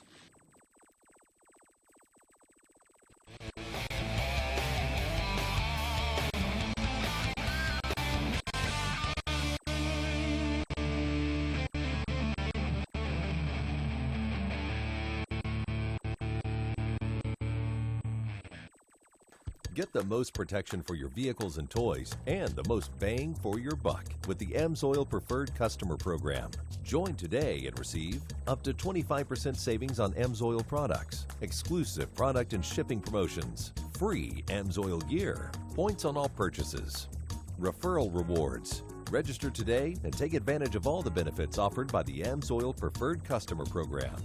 Visit amsoil.com/PC. Get the most protection for your vehicles and toys and the most bang for your buck with the AMSOIL Preferred Customer Program. Join today and receive up to 25% savings on AMSOIL products, exclusive product and shipping promotions, free AMSOIL gear, points on all purchases, referral rewards. Register today and take advantage of all the benefits offered by the AMSOIL Preferred Customer Program. Visit amsoil.com/PC. Wiseco Performance Products is your one-stop solution for racing. They've got the products to keep you at the front of the pack. From their well-known high-performance pistons to industry-leading clutch baskets with a lifetime guarantee, they've got you covered. For performance you can count on, remember Wiseco. One name, one solution. You smell it, you feel it, you can taste it in the air. Speed, man. Full wide open. Blast. I didn't really like high school too much. Too booky, too take notes, learn this, and that's it. Yeah, WildTech, they have full-size motorcycles. The feeling of taking them apart every day, putting them back together. You can't explain it. Everything I learned applies to now. Seeing your motorcycle that you put together right around the track at 180 miles an hour, oh, definitely rewarding. My name is Mike. My school's WildTech. Get on the fast track to a career. Turn pro at WildTech. And welcome back to GNCC Live as we make our way down the Maxxis victory lane, and some Maxxis riders getting ready to climb up on top of that one. Walker Fowler taking the second win of 2017 here today, and does it again quite convincingly today with a 44.5-second deficit at the checker flag today. Bryson Neal, the Bidwell Bullet out of Ohio, ends up finishing in the number 2 spot. Another contender all day long, battling into the spot, and Adam McGill, who was in the number 2 spot and battled up from 5th there, making a little bit of a miscue there on that final lap. It allowed the number 5 of Neal to get by and take over 2nd place. But McGill's got to be satisfied with 3rd. It's 2 spots up better than last week. Jared McClure finishing 4th, and Chris Borich rounding out the top 5. Will be seeing Fowler, Neal, and McGill over in a few moments. We'll also be witnessing Walker Fowler vacating the podium as quickly as possible because he's got to go get geared up in his fire suit and everything and get ready for his side-by-side debut. Should be pretty interesting. For those of you who want to stick around and watch online, we invite you to do so. And I know generally we try to get that one around 4:30, somewhere between 4 and 4:30, closest to 4 as possible. So that's what we'll be banking on and hoping for here today. Still waiting on these top riders to make their way over right now, though. Surprisingly, though, or not so surprising, I don't think, would be the fact that these guys maybe need a little extra drink of water today.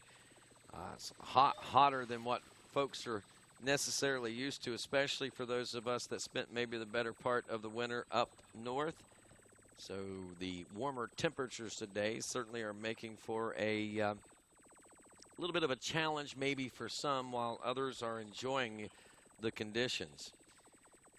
A little after almost 3:15 right now we're looking, so about 45 minutes or so we'll be ready to go, or should be getting close to ready to go for side-by-side racing. As we know, Walker's going to be out there. Also, his teammate, Yamaha factory teammate, Cody Miller, who took the win last season, is going to be out there. So should be pretty cool stuff. I can't wait to see the full contingency of competitors today, because I have a feeling that we've probably got one of the tightest fields of competition that we've ever seen since the inception of this UTV racing. Still waiting on our pros to make their way down. If there's somebody down around there, can they wrangle them and let them know that Walker's got to get out on the starting line here pretty soon, so they're going to want to try to get this going.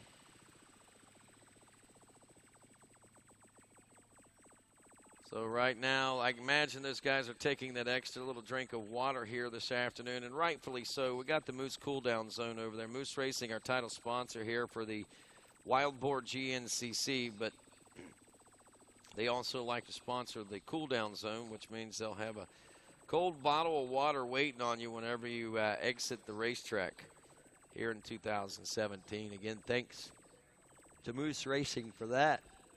As, again, those of you folks that are here with us, welcoming you out, and hope that you're enjoying the greatness that is going on that we like to call GNCC Racing. And again, just waiting at this moment for our top competitors to check in. Let's see if we can run through some of these other classes real quick. I think, yep, We got some Xc2 Pro M riders in now. So Devin Feehan, Matt Lindell, Hunter Hart, 1, 2, and 3. What a big change there. Austin Abney drops to at least 4th with Greg Covert in 5th. They haven't checked in yet, but Hunter Hart ends up one of the riders on the podium there. Drew Landers looking to win over Bodie Lamoureux, McCain Richards, 1, 2, and 3 in the College A class. Those guys are due in a little over a minute. Junior A 22-plus class, barring no changes here, a minute and 39-second leads what Steve Covert had over Nick Mastrangelo. And then another 2:21 back to Matthew King, 4.5 minutes back to the next rider. So it looks like those should be your top 3 in the Junior A class. The Vet A class, Jeff Pickens, Big Papa B, had a 12-second lead, due in about 9 minutes over A.J. Kuntz. Now, A.J. had been leading pretty much the entire race, so I don't know if pitting strategy had something to do with that, or maybe A.J. got stuck, but it is Pickens out front right now. Dinal Pierre from Elka is running in 3rd place now. Travis Austin in 4th. Wesley Stone rounds out the top 5. That was Vet A 28-plus. Senior AB 38-plus coming up. Looking at those guys right now after 3, Chris Berry. A 2-minute and 5-second lead over Tracy Cantrell. Now, again, these times somewhat reflective of what we saw in South Carolina. A little surprising, I'm not going to lie. I kind of expected to be a little closer knit here for some reason. But Chris Berry leading the Senior AB class, 2 minutes and 5 seconds over Tracy Cantrell. Eddie Seegers, 7:58 back in the number 3 spot. Andy Cooper, 5 minutes and 11 seconds back in 5th. It's Glenn Lefford and Brad Breedlove. College B is Michael Anderson leading Chase Fetro, minute and 45 seconds. Cameron Abey, we talked about these guys a little bit ago. Abey is 3rd place. Gage Chrisman in 4th, and Kelton Harbin rounds out your top 5. Looks like Donald Boylan, the 67 and 6. Dylan McClellan, the 405 and 7th. 720, John Lewis Collin in 8th. 9th is Brian Smith in 10th place. Cade Vanderpool. Next class will be our Junior B class. We got Ben Danner, the 450 out of Georgia, a near 2-minute lead over Chris Ballou, the 89 machine, who calls Leoma, Tennessee home. 3 minutes and 32 seconds back in 3rd now is William Wallace, the 235, with 4th place being the 358 Nick Maynard. And Byron Tuttle, the 337 in 6th place.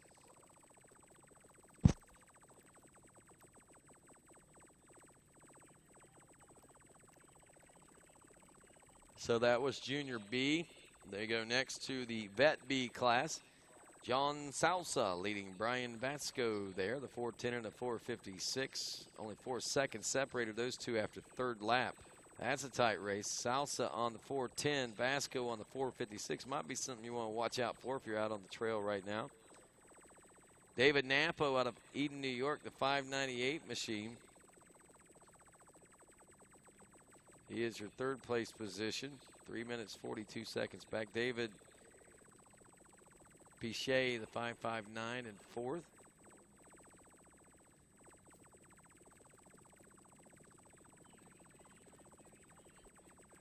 So it looks like we may be about ready to go as we got our podium set. Let's head on down to the podium and Max's Victory Lane to celebrate this Wild Boar GNCC.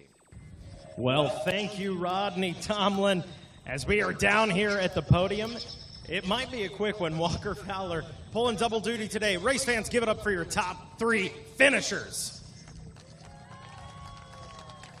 All right, so first up, 3rd place finisher today, Mr. Adam McGill. Adam, feel good to be up here, man. I know last week you battled hard, able to work your way up here in the podium today. Yeah, we're getting better. It's taken a few races to get some momentum built up. I know we've running good all day. Had a really terrible start. I mean, me and Chris got together. I backed off, and it dumped me, and I was like, holy hell, we got another long day. So just nutted up, shut up, and went out here and rode good. I'm not going to say we had 2nd, but we was riding good. Got to the FMF at one point, and caught some lappers out there. They had a big bottleneck. You know, it just is what it is. Shit happens.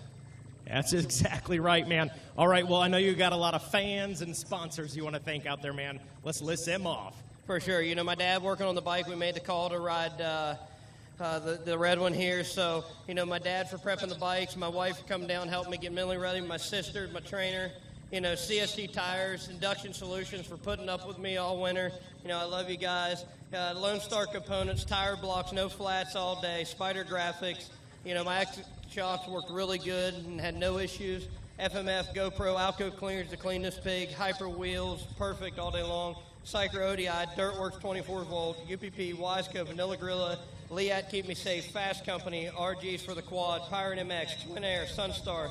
Moose is here, you know. I got some New Jersey on, did some new photo shoots yesterday. Guys should check it out. DP Brakes, Stopping This Pig, Scott Goggles, Works Connection, RGR, Streamline, Quad Tech, Throttle Out, Boysen, Mayor, Renegade Fuels, All Balls, Evans for keeping me cool. All right, race fans, give it up for third place finisher, Adam McGill.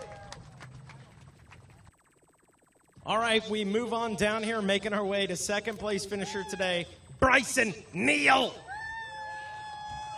Bryson, talk to me, brother. Back-to-back weekends up here on the podium. You fought for this one. Oh, yeah.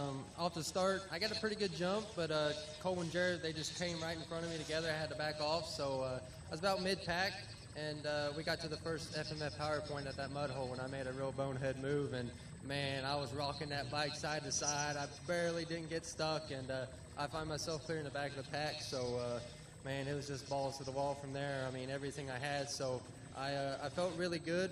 The bike, it worked really good.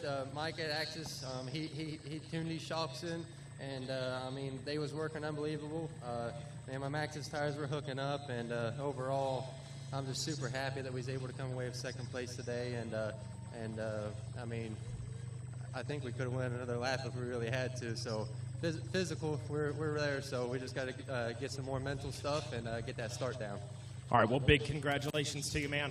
Sponsors and folks you want to thank out there. First of all, I'd like to thank my dad, my mom, the whole Coastal Racing team, Tyler King, Scott Kiger, Barry Hawk. I'd like to thank VP Racing, IMS, FMF, Lone Star, Waynesburg Yamaha, Bel-Ray, Moto Hose, Henson, DP Brakes, Mike at Axis, Evans Coolant, Seat Concepts, Twin Air. I'd like to thank DWT Wheels, Sunstar Chains, Micah Handlebars, the Cervix Handguards, Precision Stabilizers, and all the fans out there in the mud holes today. Thank you so much for the lines. I appreciate it. All right, there you go, race fans. Give it up for second place finisher, Bryson Neal. All right, as he chokes down a sandwich.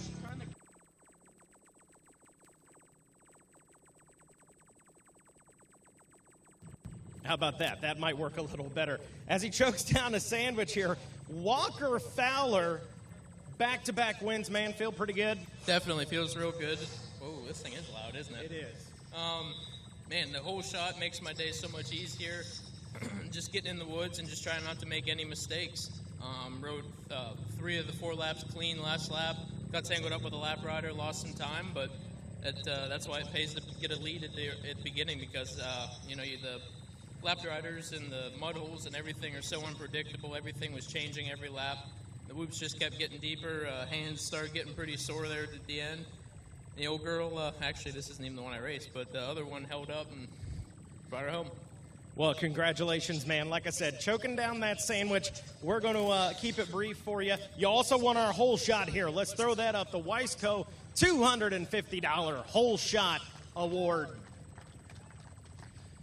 So, Walker, sponsors you want to thank. Like I said, you're pulling double duty today. Yeah, we're real excited about getting in a side-by-side. Oh, God, I'm choking on the sandwich. We're gonna see how that goes. I don't have any expectations. I just want to try to have fun. And, man, is it going to be brutal out there. The whoops are literally chest deep in spots, so I've never driven a car in that, and I guess we're going to find out today. But first and foremost, I want to give the glory to God, thank Him for this beautiful day, let us do what we love. And definitely want to thank all these kids, fans, everybody was cheering and standing waist deep in nasty stinking water. So you guys are awesome that we're out there, appreciate it. The whole WFR Yamaha Maxxis team and all the guys that fly, we had some new gear on. FMF, Fox, Lone Star, LSR, MXP, Alpine Stars, Tire Balls, Larry Mills at DP Brakes. Thank you, sir. Appreciate it. Georgia Precision, I think he's around here somewhere as well. Precision Stabilizer was brutal in these Palmettos today, and it held up for us. Hinson Maxima Fast, Anti-Gravity, Hill International Trucks, CB4, VP Racing Fuels, Goldspeed. Man, this thing sounds good. IMS, Vortex Motor Seed, ODI, Web, Atlas, Works Connection, GYTR, Fuel Customs, Intense Fab, D&B Trucking, Scott Goggles, D4 Graphics, Works Connection, my man Paul Turner, my awesome family, Cycra, Carb Sports keeping us running today. At the end of the day, I think that's the only fuel we're going to be running on. Graphic Works has us looking good. And Mr. Donnie Luce, thank you for making the trip. Much appreciated. It was awesome having you out in the woods. Fans, again, thank you so much. We got to get racing again. All right, race fans, give it up for first place finisher Walker Fowler. Well, that's going to wrap things up as far as our Maxxis Victory Lane and our XC1 podium presentations. Put your hands together, Florida, for our top 3 overall here today. Of course, congratulations yet again into our third place position. As we say, congratulations again to, looks like 521 of Adam McGill, second place to Bryson Neal, and Walker Fowler taking the big win. That's going to close out our broadcast, at least for the moment, here on RacerTV.com. We're going to pick back up here in just a few minutes with UTV Racing. Those of you here, we've got more podium presentations with the Xc2 Pro M. By the way, I want to give you a heads up on the Xc2 Pro M, how that one finished up for you. Devin Fehan, Matthew Lindell, and Hunter Hart were your top 3 in that one. That's going to do it from the Wild Boar. We'll be back with UTV Racing here in just a few moments. I'm Rodney Tomlin on behalf of Mikey Waynes and Tyler Shepherdson and all of Racer TV. Good day, everybody.